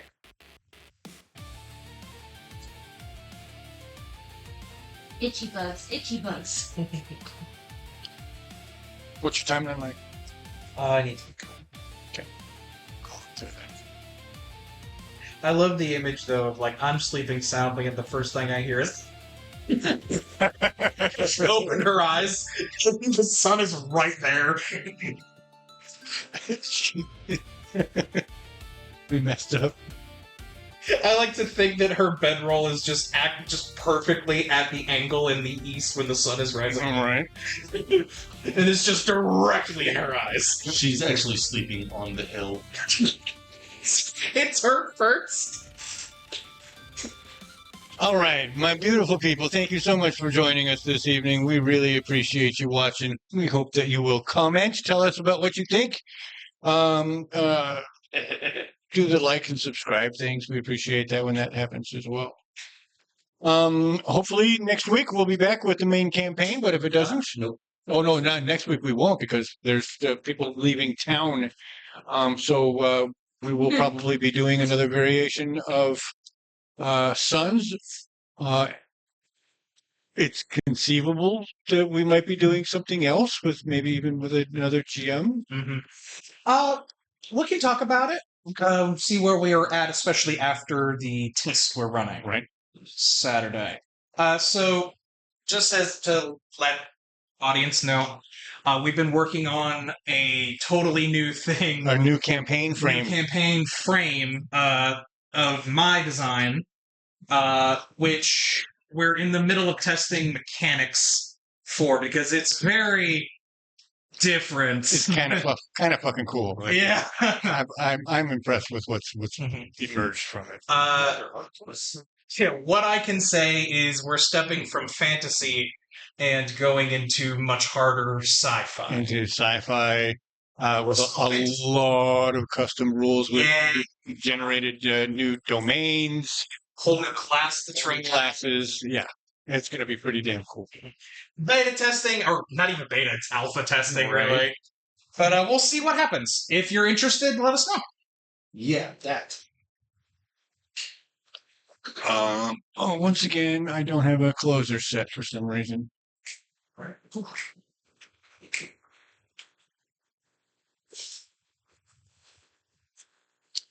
Sons.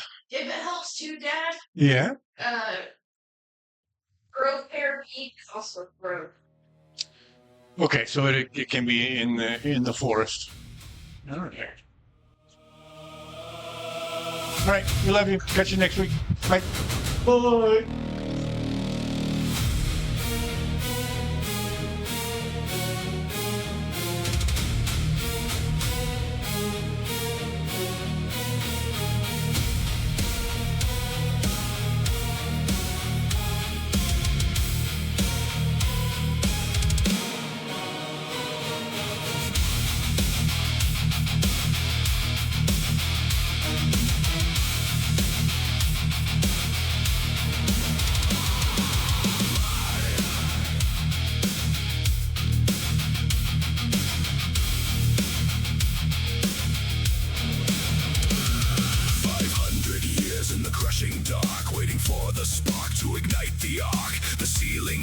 Glycerin glows through the rift, the red tide flows. Bone blade armor, wings made of smoke. The surface world is a cruel soft joke. My blood hits the green and the flowers wilt. A throne of thorns from the gore we've built. I'm the itch on your brow, I'm the sulfur you smell. Buying their gold with the secrets of hell. The king is a fool and his needles are pink. We're poisoning the well before they can blink. Sons of the empire rising from the deep. Awake the world we cast to sleep. The hexarch watches through 100 eyes as the demonic angel takes the skies. From the wailing gallery to the ports of the east, the rift is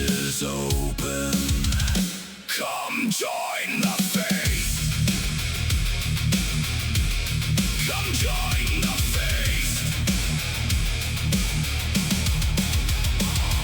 Horses throat singing over the bonfire. Blood bonds forged in the heat of desire. Strixus heals with a searing hand. Red scars blooming across the land. Pale souls floating, granting the grace. A light of absolution in this godless place. But the skulks are watching, the shadows have ears. The emperor feeds on his own son's fears. Is it a blessing or is it a blight? Water in the sky, a blinding light. Texas counting gold, the ships are in the bay. The sometime campaign is here to stay. Cronus wears the tattoo, the legion takes the knee. We aren't just invaders, we're the prophecy. Sulfur for the gold, blood for the stalkers. The 10th circle is hungry.